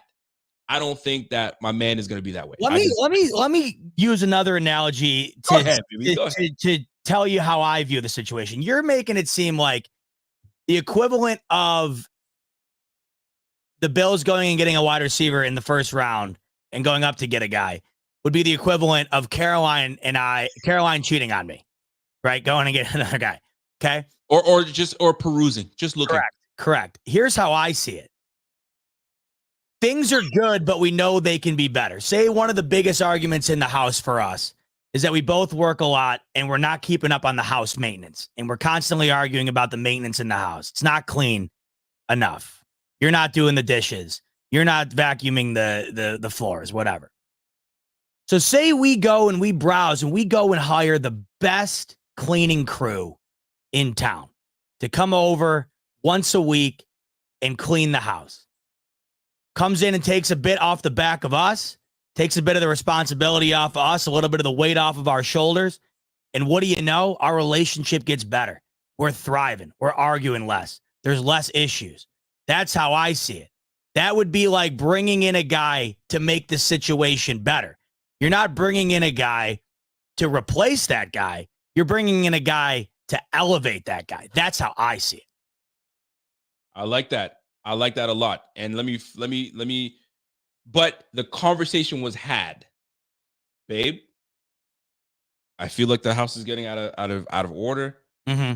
I think it's good for both of us if we bring in somebody to kind of help us out in cleaning the house up and getting things in order. Do you agree? Yeah, you know what, babe? I agree. I think we should both do that. There's an accord, right? Here's how I think this might go down. We don't consult Stephon Diggs. We just go up and grab it. All he sees is on the screen. The Bills trade up and take on whoever. He's like, oh. Now, it could be like, hey, let me tell you, we have all the confidence in the world in you. We love you, Stephon Diggs. We want you to retire a Bill. However, you know how the game is played. we didn't get enough from, and I'm surprised we haven't said this person's name all show long. We didn't get enough from Gabe Davis. I'm sorry. We didn't get enough from him. He had 5 games of 0 receptions. We didn't get enough from him. So we're going to give you some help. And we're going to get ourselves a bona fide receiver. So we want to take down the Chiefs. Do you not want to take down the Chiefs? Well, this is how we're going to do it. Wouldn't hate it, Rico. Wouldn't Now, hate if it. you have a conversation, because that's how, like, how often have you read headlines? Yo, why didn't you re-sign with your team? Oh, how come? Yo, I felt disrespected. Didn't even come see me. All I saw was this and that. They just moved on from me. I felt disrespect. It's always disrespect. And if you disrespect someone, you feel you got disrespected, you're going to feel some type of way. Do you think they consulted Dawson Knox after paying him a top-end contract to go and trade up for Dalton Kincaid in the first round? I bet you they probably did have a conversation with him. You think they really did? I think they may have. I think they may have said, hey, we're about to draft I don't think receiver. Maybe. Listen, I could be wrong. But and here's the thing. Let me get back on the analogy that we're gonna stay on that. So if all of a sudden things are a little off or whatever with you, I'll use myself. Wifey's like, hey babe, I need you to go and build that thing over here, or go and do this, and I need that thing tidied up. Oh yeah, I'll get to it. All of a sudden, 3 maintenance guys come in out of nowhere. I was like, whoa, what's going on? Oh, your wife ordered us for us to come and fix this thing because your ass ain't doing shit. That's an ad lib. But that's what I'm going to feel like. Oh, babe, you just hired these guys and didn't even say me. I told you I was going to go do it. Look, wifey's watching right now. She's careful now. And she knows better. Sometimes she'll be like, hey, call the neighbor over there. But like, call the neighbor for what? I got this, right? I'm already on edge. Don't you disrespect me like that. And the job gets done. However, conversations need to be had. If she says, like Caroline said, hey, babe, things are getting out of order. I think we're going to try to do this. Cool. If they said, hey, Josh Allen, Stephon Diggs, I need both of y'all because you guys are the big key cogs on this squad. We are going after a big-time receiver. How y'all feel about that? Yo, nothing against you. I want us to thrive. And Joe Brady's on board. He's ready. He's got a whole playbook ready for y'all. Let's go. We got this guy. Curtis Samuel. This is the plan. We're going after this guy. We're going all in.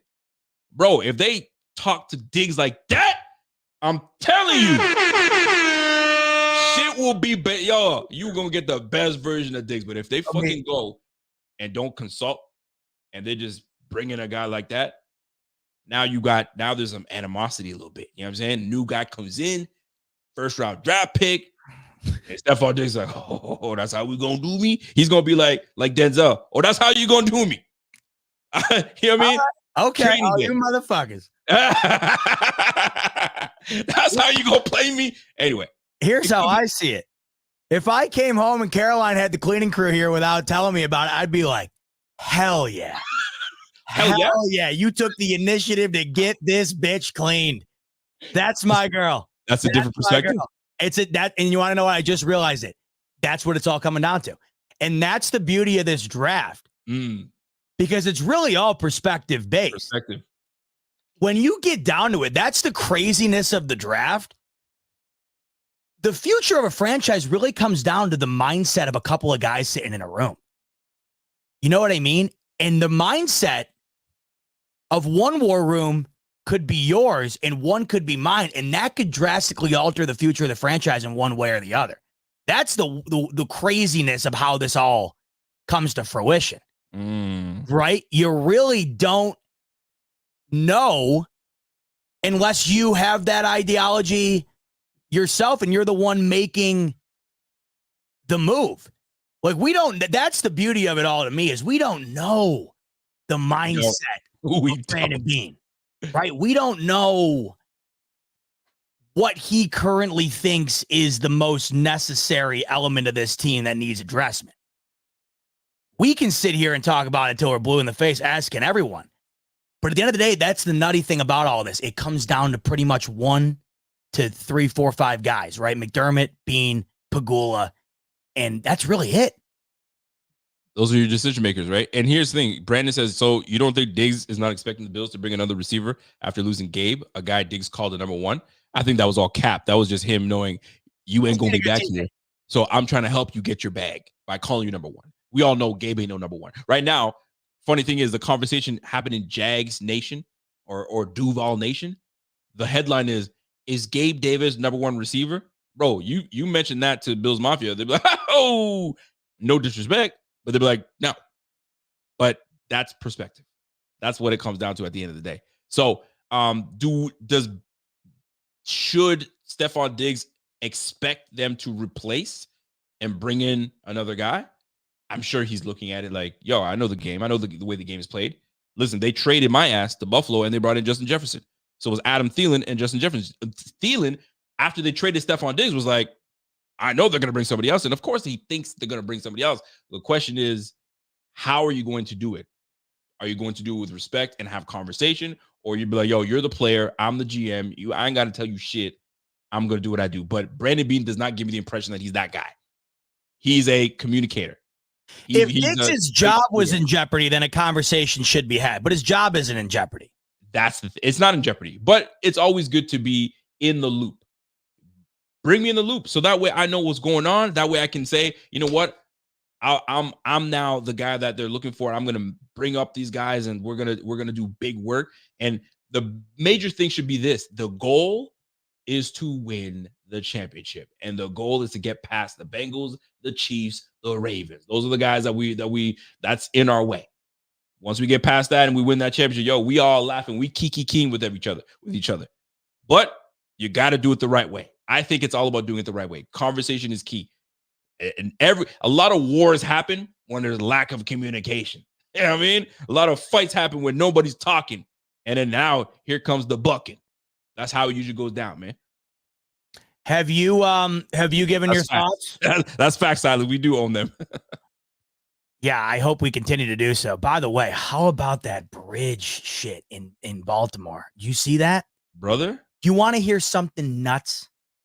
This is why I like this. This is why I like this podcast. We can go right to football shit and get right back out of it. Let's go. Talk to me about this thing. All right. So my birthday was Monday, and Caroline and I had no idea like what to do really. Like there's nothing going on down here, and it's March, so it's not like there's a like concerts really going on or big events or whatever. So we didn't really have any idea what to do. And so she just happened to have an idea of going to Baltimore over the weekend. We went to Baltimore on Saturday. Really? Yes. How close are you to Baltimore? From Connecticut here, it's like a little under 4 hours. All right. Bet. I haven't been to Baltimore since I was a kid. We used to play lacrosse in Annapolis, Maryland, which is outside of Baltimore. We would go into Baltimore. So I haven't been there in forever. So were you going to have big fun in Baltimore? We went to a bourbon and barbecue festival. It was a blast. Okay. We had a ball. But I hadn't been to Baltimore in like a decade, and I hadn't even considered going in that long. And we went over the weekend. Bro, Caroline and I were on that bridge less than 48 hours prior to that happening. You're kidding. I swear to you, dude. I woke up, and you want to know what's even more insane? Wow. Like my mind on it, when we were on that bridge, I kind of have an odd phobia with bridges. They really freak me out. I don't understand them. The wife can't stand it. No shit, really? She can't. She's like, loses her mind. I was like, girl, just relax, man. Just put your head down. No, dude, she loses it. They're like the eighth wonder of the world to me, these bridges. I don't understand how they're built. I don't understand how they work. It blows my mind. And then being on them, I'm afraid of wind gusts away or when you get in a small accident and you go over the side, like terrifying. And we were on this bridge, and it's like a 2 mile long bridge. Yeah, 1.7 miles. Yeah. And so if you're on it, Turbo wants evidence of me being on the bridge. I should have taken this up. I got evidence of me being in Baltimore. But Turbo shut his ass up. Anyway, we're on the bridge, Rico, and you want to know what's the eeriest part is we were like both talking about how freaked out we were at that bridge because there's nothing covering the side really. It's pretty narrow in areas. Okay. We're just like, doesn't it feel like if we got an fender bender here, we would like be in real big trouble? So we wake up a couple of days later, and I wake her up, and I'm like, you got to see this. She thought I was completely bullshitting with her because we were just talking about it on that bridge. Dude, I was sick to my stomach. Listen, and now obviously, when tragic things happen like this, like you hate to see it because apparently there were workers working on that. Yes, dude. Oh my God, it makes me sick, man. Listen, my biggest fear is drowning, choking. Biggest fear, right? So that's crazy to me. that you were on that bridge and you're like, man, how crazy would it be if something happened? Let's quickly get off this bridge. Because that's the way I'd be like. Now, conspiracy theories are happening. Oh yeah. Was it done on purpose? Somebody sped it up times 8, and it just looks like the cargo ship went straight into like purposely done. I don't know, man. I'm not gonna try to speculate like that, but altogether, very sad. That's 48 hours, bro. It's so sad. And beyond that, like the amount of issues that's going to cause for Baltimore for years, just because that's one of the biggest ports in the country, and the amount of workers that are going to be affected, the amount of people that are going to be affected, and disaster. All I can say is thank God it happened late in the middle of the night, and there was a worker who got alerted of the ship losing control, and he was able to go and stop traffic. Did you hear about that? No, I did not. So they got a Mayday alert, and one of the workers on the bridge went to the end of the bridge and halted the traffic. So there could have been like way more cars or people on there. That's crazy. I mean, there's nothing about it that's good, but if you can find any silver lining at all, like imagine that happening like rush hour or something like that. I can't even fathom. I'm gonna tell you, man, this is why I hold on to my faith a lot, because we are not promised tomorrow. We are not. I could go to the grocery store just later today and something could happen. So like, man, count our blessings. But man, it is tragic, man. That's craziest, man. And glad to know that, hey, you're safe, obviously, but it could have been easily could have been something that happened to you guys. We're like, you know what? I'm not really feeling well. Let's just stay one more night, or let's just do a couple more nights. Right? It could have been easy, something silly like that, but crazy. You really never know, and it's stuff like that that makes you like really consider that. Like you just kind of go about your day assuming that everything's going to be status quo. Like you don't imagine, like you can never fathom that ship was bigger than the tallest building in Baltimore. That's how big that ship was. Like people are like, how the hell did this? I don't know how it was so far away to the view, so you couldn't tell. Oh, dude, the thing's like the size of the Empire State Building. Damn, like, how did this thing collapse? I'm like, dude, that ship is a skyscraper that weighs about 500 tons. I mean, it's crazy, man. I've never seen anything like it. Yeah, well, and like you said earlier too, like I think I think I read somewhere where like not being able to use the bridge obviously is gonna be. I don't know how those things get constructed, how quickly they can get constructed. I don't know if it's like a matter of years for that thing to get built. I have no idea. I went to high school with a kid who's an underwater welder, so that like I can't even fathom that shit doing that, buddy. Craziness, you know. But, hey, man, happy that you're able to be here. And there's obviously there's others that can't, and that's really unfortunate. It's sad. I didn't even know what the casualty count was. I'm sure it was. I'm not sure either. I haven't gotten a definitive number. But I mean, one is one too many. That's just it's just awful. Golly. Well, listen, I'm on a brighter side. Yes. Happy birthday, big guy. Oh, thank you. Yes. What are we 3-0 yet? Are we up there yet or no? Nah, man. 27. 27. It's good 27. Age. So it's one of those irrelevant ages, I feel like, where it's like everything between like 25 and 30 is kind of like a number. And all of a sudden it's like 20. They say that you're 30. You're in your prime around that like 23 to like 27, 28. Yeah. Prime. You know what I'm saying? That's when you're looking your best, you feel your best or whatnot. And then, you know what I mean? Once you hit 30, you just kind of, you get the wise. You start to get a little more wiser. And then you go from there. 27 is best known for the 27 Club. All the really famous people who wound up passing away at 27. There's like a ton of them. That's like what 27 is known for. Never even heard of that.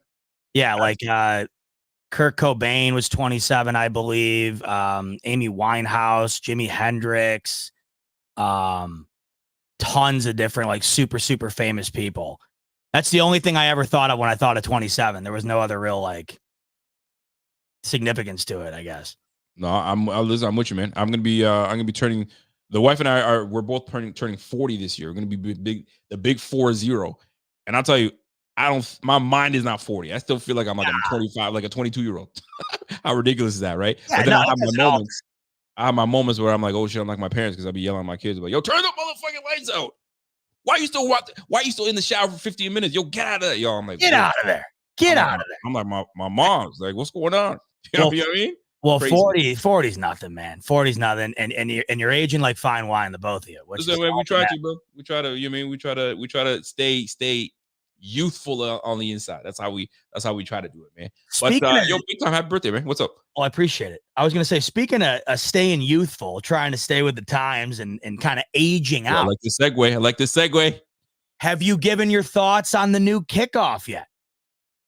I like it a lot. Talk to me. I'm a fan of it. And listen, let's get right back into football. This is why I like the Z-Bot and Rico show, baby. This is how we go, right? It now forces teams to really put importance. I mean, it was always important, but it really allows you to put importance on special teams. Who you bring in as a special teamer, right? Mm-hmm. Like if had we known, and maybe we would have kept Saron Neal, because Saron Neal would thrive in this new kickoff thing. But to me, I think it's great. 21, I don't know if you know the stats. There was 80, I think it was like 87, 88%, excuse me, not 88, 80s, I think 79%. 79% kickoffs weren't being done. Are you freaking kidding me? It was like a 21% chance that you ain't getting that ball. It's gonna be, I mean, returned 21% of the time. That's BS. And not a single one in the Super Bowl. Bro, that's garbage, man. That's garbage. So like that's how you start the game off, man. That's how like when you want to set the tone. All right, fellas, yo, we're going into kickoff mode. Yo, snot bubbles. The first guy you see, you crack his ass, and you this and you that, and you ready to go. All of a sudden, touchback. Here we go. Like that's the first play of the game, bro. No, man. So I love this. I love the fact that it lessens the injuries of the concussions, which is fine. Allows you to kind of set yourself up, but it gives more importance on who you bring in as your return man. So now we don't just who cares about return guy because we're hardly going to return anyway. 21% of the time we're going to do it, so we can factor in putting resources in our special teams on linebacker. Well, guess what? I want someone more athletic. Let me get a safety. So more safeties, less linebackers. Who knows how this is all going to play out? But for the return person, that's even better because now you really got to figure out who you're going to grab. So now we have 11 picks this year. Maybe one of those picks is going to be we go for 2 receivers, but one of them is a freaking return specialist. And we go because right now, who's our return specialist right now? No one. We don't have actually Osborne. I think we have Osborne on our squad right now that's going to be returning. But I can see us drafting someone and saying that's going to be your primary role. So I like it. I'm with it. And a little more excitement for the game. Agreed. I think I coined it as like a mini game within the game. It's almost like an arcade game. This is how it looks, except that this has changed. The original proposal was that touchback was going to bring the ball out to the 35, which really intrigued me. It's been amended to the 30. Yep. So a touchback will now put the ball at the 30. If the ball doesn't reach the landing zone, which is this yellow area here, it goes to the 40. I doubt we see that happen at all. I mean, that's going to be a very rare occurrence. It's going to be essentially a kick out of bounds type situation. And then the ball at the 20, if you kick it just right to where it rolls into the back of the end zone. So the way I see it, the way that this is laid out, you're either going to have the ball starting at the 30 or a return every single time. And with that, to me, comes a lot of added offense, I think, to the sport. And I think teams like the Bills are going to be the ones that are the most benefited from this. I was saying the other day, if you think they benefit from this? Yeah, because if you think about it, back when the kickoff was the kickoff, you started at the 20 forever. Mm-hmm. Now you're at the 30, and you're essentially one good play away from being at the logo. Okay. It's a dramatic difference, I think, even though it might not seem like it. A yard here and a yard there, just because, I think is going to contribute to more field goals because of the ability to get into field goal range. And it's going to contribute to probably more, I don't know, like early and often ability to move the ball into scoring territory. Not to mention that returning the ball, when you return the ball, the opposing team and your team all the same, but both lines can't move until you touch it. That's right. Until the receiver. You're right. I can't foresee the kick returner not bringing it out to like at least the 30. Because if you look at this graphic, like say you fielded at the 10, the returner's getting a head start. These guys right here can't move until he touches it. So like you said, it's really pivotal now to have a guy back there that can move, that's a burner, because you really have an advantage over the guys on this line, because the guy back here is more than likely your most athletic ball carrier. So if you get the ball at the 10 here while these guys are stagnant and you're shooting like a cannon, right out of the gates, hard to imagine you're not getting an average starting field position or 30 of the 30-yard line or better. Well, let me switch things up just a little bit, because I want to show you something. Let me just move this out of the way there, big fella. Caroline just let the kitties in. My cats are in here. Oh, you got cats? What do you name the cats? Please give me. I think we had this conversation. Do they have human names? Please tell me they don't. No, they're very non-human. So this is Tunes. There you go. My buddy Tunes. He's the lazy bones. All right. Family. They're a little less than a year old, and they are. There you go, kittens. Yeah, well, you should have seen them not all that long ago. They were like half the size of what they are now. They're obsessed with us. And then Tofu's the other one. Caroline's got her too, but she's nuts. I'm just so glad that you didn't decide to name them Jonathan and the other one. No real names. That's Timmy. insane to me. Human names like Timmy, right? Let me kind of give some people an idea of what they were expecting, because you gave a great illustration here, but here's actual footage. Real quick clip, and not a quick clip. Then we'll go back to your explanation here. In DC, and we are underway in San Antonio. Can't move till the receiver touches it. Powell gathered at the 5. Can't find the sideline, and he takes it out to the 24-yard line. It does look like a lot of chaos at first, like a lot of jumble and moving around. But once you start strategizing and really figuring things out, I'm sure it's going to be a mess for the first 5-6 weeks until they really figure things out.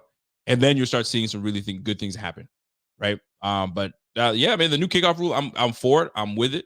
And I think big things are coming. I think it's really fun. And I think the one thing that I like the most about it is it's going to make you dial in on the kick now. It's going to matter, and you're going to want to see it, and you're going to want to see what comes of it. And the strategy that could be implemented that we're not even thinking of at the moment right now, that's what also intrigues me as well. Because this is so new. We don't know what's going to come of it, whether it's like double reverses in the backfield there, or I don't know. I mean, something nuts. I just think that this is going to elevate the entertainment level of the game, if not anything else. Absolutely. And I kind of don't like the fact that they have to announce that you can only do onside kicks. Obviously in the fourth quarter, that's when you don't want to do it, but you have to announce when you're going to do it. You can't do like a sneak. No, it's not. That's the element of surprise, for crying out loud. But I guess that's the new rules. We're going to set it that way, and away we go. Hey, before we wrap up, help me. Let's go over to BetUS real quick. Let's do it, brother. Let's do it. I want you to help me make my Sweet 16 picks. So that starts tonight, and I want the chat to help me out too. I want the opinion of everybody, because I got to make some picks here, and I'm kind of torn. These games are really good. It's the first time in a while, Rico. Yeah. Salute to Laura, by the way. We want to make the picks, but it's Laura's birthday, by the way. So shit! Happy birthday to Laura. Happy birthday, Laura. Yeah, love it. Big love. And cats and dogs should not have human names. That's just the way I look at it. Go ahead. I agree with you. And I feel like it's always a very particular type of dog that has a human name. Like it's like a really small, annoying ass dog that's got a name like Doug or something. Michael. Yeah. Come here, Michael. Mikey. Yeah. Bartholomew. You're calling the dog's name and the human's like, what? It's nuts. Oh, my name's Mike. Dude, so Mike. Rico, this is the first time in a while that the top 1 and 2 seeds have all made it to the Sweet 16. So half the teams are the top seeds. The highest seed to make it was North Carolina State, I believe, NC State. Yeah, and they're the 11th seed, but the rest are pretty chalk. UConn, down near where I live, they're the massive favorite. They won it last year, and they're looking like they're the best team. No one's repeated since, I believe, Duke did way back in the early 2000s. So here it is right now. Illinois is a 1.5 point dog on Iowa State. San Diego State, big dog to Connecticut. Clemson's one of the lower seeds. They're a 6 seed taking on Arizona, who's a 2, and then North Carolina, Bama, which is a really good game. So we're looking at the chat here, and Brendan, he's all up on Duke. Duke's been playing really well. They're without Mike Krzyzewski now. They're all-time like classic head coach. He was like the Bill Belichick of college basketball. Right. But I'm torn between wanting to go, Rico, with what I was doing in the past with the underdogs or going with the chalk. So what is a chalk? What is that? They do chalk means just like the favorite. You're going with the status quo. Aha. Tonight, I don't know. I think, Rico, I'm going to take Iowa State. Now, when you're picking these, picking these with knowledge. You know the roster, you know the people. Not at all. This or you're is going by the color of the uniform and the ensemble. On like, swear to God, with the, like stuff like this, it's based on stuff like that. The name of the school sometimes will factor into me. Like, I'll give you an example. Every year there always seems to be an Ivy League school that's a really, really high seed or low seed that makes a gigantic upset. That's the sole reason I picked Yale to win in round 1. And they were like a 17-point underdog, and they won. That's the only reason I picked them. I didn't know who was on the team. I didn't know shit. I was just like, they're an Ivy League school. I'm picking Yale. So it's Iowa State? Yeah, I'm going to take Iowa State. Who are they facing? Illinois. Iowa State and Illinois. It's the 2 versus 3. I'm torn, though. You know what? Scratch that. The Big Ten seems to always do well. I'm going to go Big Ten. I'm going to go Illinois. I'm going to flip that. I'm going to take Connecticut to destroy San Diego State. Give me Iowa State, bro. All right. If you want Iowa State, all right. That was my initial move. I shouldn't go away from my gut. Give me Iowa State, bro. Give me Iowa State. All right. Now, Bama, North Carolina. You got the blue blood North Carolina basketball school versus Alabama, the football school with an up-and-coming basketball program. Give me Alabama. I think I like Alabama, too, for some odd reason. One of these one seeds got to go down. The reason I'm saying Alabama is because I've been hearing a lot about Alabama the last couple of years, and they've been if I'm remembering correctly, Alabama's been underdog pretty damn good. And so you like them straight up, no, not even the spread. You like them to win the game. I'm taking Alabama for sure. All right, you're taking Alabama, and then I'm going to take Clemson to cover the 7. I don't know if they beat Arizona, but dude, the game of the tournament so far, Arizona was playing Texas A&M, a 1 versus 9 seed the other night. Yep. Dude, they were up by 12 or 13 with a minute left, and the game went to overtime. So it was insane. They're vulnerable. So I'm going to parlay all those, Rico. Oh, I love a parlay. Love a parlay. Something like $10 wins you $1.68 on BetUS. That's it? No, you're a baller, bro. You got to go more than that. I don't know. That's what that's what I'm going with. I used to be a cheapskate. I go $10. Let me see what $11 gives me. I like those odds. $10 to me. $10 to me is the way you have fun without breaking the bank. Because the parlays is how Vegas builds up these businesses. Love parlays. By the way, when I used to be heavy in betting, I used to parlay hockey and NBA and really get my odds up. Oh yeah. I put a $2 bet, got me $750. Boom. What the hell do I know about hockey? I'm the same way. If you want to join in on our parlay action, by the way, though, the link in the description below, BetUS, 125% deposit match up to $2,500 on your first 3 deposits using the promo code JOIN125. Links in the description below. Real quick word from him, and then I want to ask you a question because I didn't know that you were a gambler, man. I got to hear about this history. BetUS, America's favorite sportsbook and casino. Live betting and racebook. We're celebrating 30 years with a historic offer. A 125% sign-up bonus on your first 3 deposits. Plus 10% gambler's insurance. Get started today. BetUS, where the game begins. So give me your best win ever and give me your worst loss ever. So that best one was that 751. And that was huge because it was like a 7-game parlay. 7 is insane. Those are impossible. That's insane. 7 is insane. I was like, yo, I'm hitting this. I'm getting this. That's when you got to retire right there. The worst one was when I was up. I felt good, and I was like, yo, you know what, man? I'm up. It's little victories here. You build your bank up, and then it was like, all right, I'm gonna put $400 on this bitch. Let me go, and I made it where I made my odds smaller.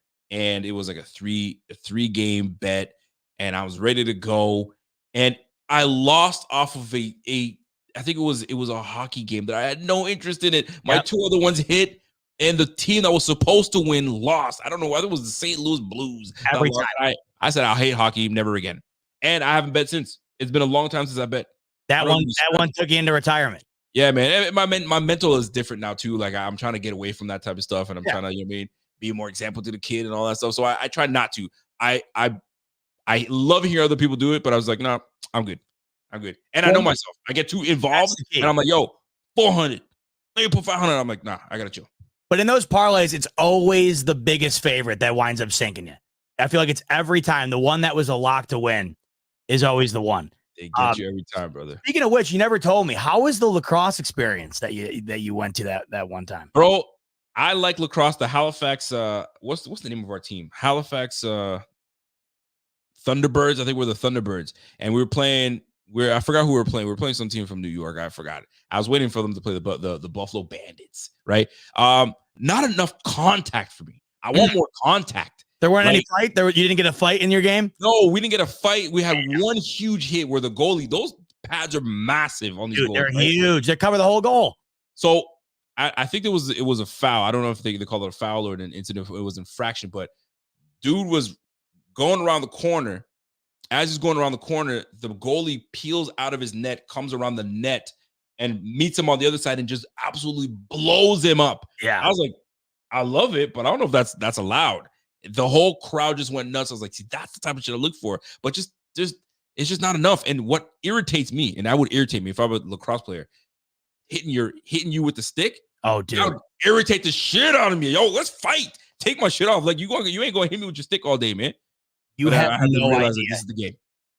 That is the best way to put it. Irritating is the best way to put it, especially when you have a really good D pull on you who's hammering your arm with that drives me. I was watching these guys. I'm like, yo, these guys got to be sick. And the face off is pretty cool too. They're sitting there, and they gotta it's like I guess a power of wills. Who's gonna give up and who's gonna lift the stick up and who's gonna give it up? And you can sit there for a minute until somebody gives it up. So I actually enjoyed it. I'm trying to go back there again and see how that plays out. There was nothing worse than, taking those hits inside is one thing with the stick, but like back in my high school days, you would start the season in like February. There'd still be snow on the ground, dude. Taking those type of hits in like 10-degree weather, I can still feel it. Like it's like going through it's like walking through shards of glass. You played? Oh, yeah, I played my whole life. Yeah, oh, I played in college. Yeah. I will say this though, you guys better watch out, man. The brothers are getting into that sport. They're getting to that sport and they're taking over, bro. There's one guy named Malik something out of Colorado.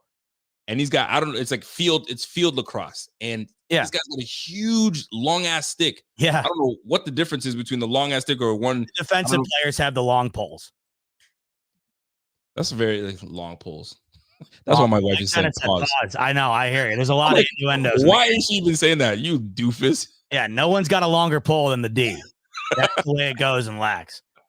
Yeah, but that's it's interesting. I'd rather them have more contact, but I mean, I guess I'm so used to football. But I need more contact, then I'm with it. But I'm going back to another one. I enjoy it. I'm waiting for the Buffalo Bandits to come to Halifax to see. We'll see how that goes down. Those games are fun, man. The Bandits games are a hell of a lot of fun. And then one more thing before we wrap up. They play music the whole time. The music doesn't stop. Cotton Eye Joe, they just run it on repeat every time.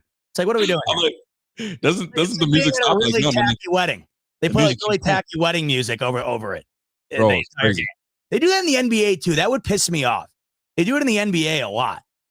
Yeah, they let the play. They let the music play for a little bit and then they cut it out. But lacrosse, all game long. You keeping up on the NBA at all? My Lakers are doing pretty well. They're getting their mojo back. They just took down the Bucks. Dude, that was an insane comeback. AD was balling that night. AD was doing a thing. He's staying healthy. That's what matters. You know what I'm saying? So I mean, we getting there. We're getting there. The Bucks are. I mean, what the hell was that? I don't know. They were up 17 in the fourth quarter with no LeBron. Epic collapse. Wait till LeBron comes back.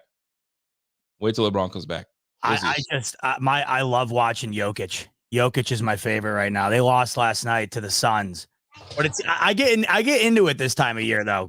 around the playoffs. You got the little man walking in. There he is. He's asking me what I'm doing. Say, Look what am I doing? Those PJs. That's what I'm talking about. I got the same pair. There we go. Can you give me a shake? Spidey PJs. Give me a shake. Give me a I bump. wish I could show you. I can't move the camera, but I got my whole Spider-Man collection over here. Oh, yeah? I'm a huge Spider-Man guy. All right, say bye-bye. You came to say hi, and you're gonna say bye. Did you feed him? Bye. Did you feed him today? Did Daddy feed you today? I need to hear it from the mouth. It's funny. I was texting my daughter. I was like, "Yo, you feed your brother?" She's like, "Yeah, we're feeding him now." I was like, "Perfect." I'm glad you keep. So you're doing like what we were talking about earlier. You're making sure someone else takes care of it. You had the conversation. You had the conversation. That's exactly right. Take your brother for a bit. Actually, here, give them. That's good. All right. Well, we got to probably wrap it up. That the kids. Yeah, let's wrap it up, big fella. Well, listen, man. That was great. Always enjoyed the show. If you guys enjoyed the show, smash that like. If you guys obviously like the different contrast, right? Z-Bot was on he was on certain things that he liked. I was on certain things that I liked. But it's all about dialogue, good conversation. If you guys liked it, smash that like, subscribe if you have not subscribed. I don't know what y'all doing. Go ahead and follow us on Twitter. Y'all know what time it is. And Z-Bot, what you got for the folks, man? Well, I was going to say on that topic, if you're liking what you're watching, we've been doing a bunch of these during the day, and we're going to continue to do so. We want to hear from you guys, and this will let us know you watched all the way through, too. Not in the live chat comments, but in the regular comments. Let us know a name that you would like us to coin the Rico Z-Bot collab. We have no name for this show. We just call it the Smoke Break Rico Report collab, which is it doesn't really roll off the tongue very well. It certainly does not. So let us know in the comments if you could think of a name that would best suit the show. Put it in there. We're going to choose someone to coin the name for us. That Rico came up with that idea. I thought it was genius. So let us know in the comments what you think a good name would be, and we'll decide what the best one is, and then we'll run with it going forward. And we'll go from there. Make some graphics, get all cute and all that stuff, and then we go from there. Bobby to work, baby. Put Bobby to work. Season. Exactly. All right, folks. Hey, thanks for hanging with us on a Thursday afternoon. Much love. Enjoy Easter. It's Easter in the States, Rico. I know you already had yours in Canada. It's Easter. Nope. We have Easter at the same time, sir. Don't disrespect us. What did you have the last time that we were on? Thanksgiving. Thanksgiving. That's what it was. Yeah. I can't keep up with these Canadians. No. We got Good Friday at the same time. Y'all got Good Friday. All right, I'm saying we got Easter Monday, Easter Sunday. We got it all. The Canadians are on the same wavelength with us. All right, we'll take that. Thank God. Yes, sir. Now all you got to do is switch up the Thanksgiving. We'll be on track. That's it, buddy. All right. Hey, much love, everybody. Enjoy Good Friday. Enjoy Easter Sunday. Enjoy the Sweet 16. That's funny. And we'll end it there. PBC. That's great. All right. Hey, much love, everybody. Enjoy the weekend. We'll talk to you soon. Yes, Go sir. Bells.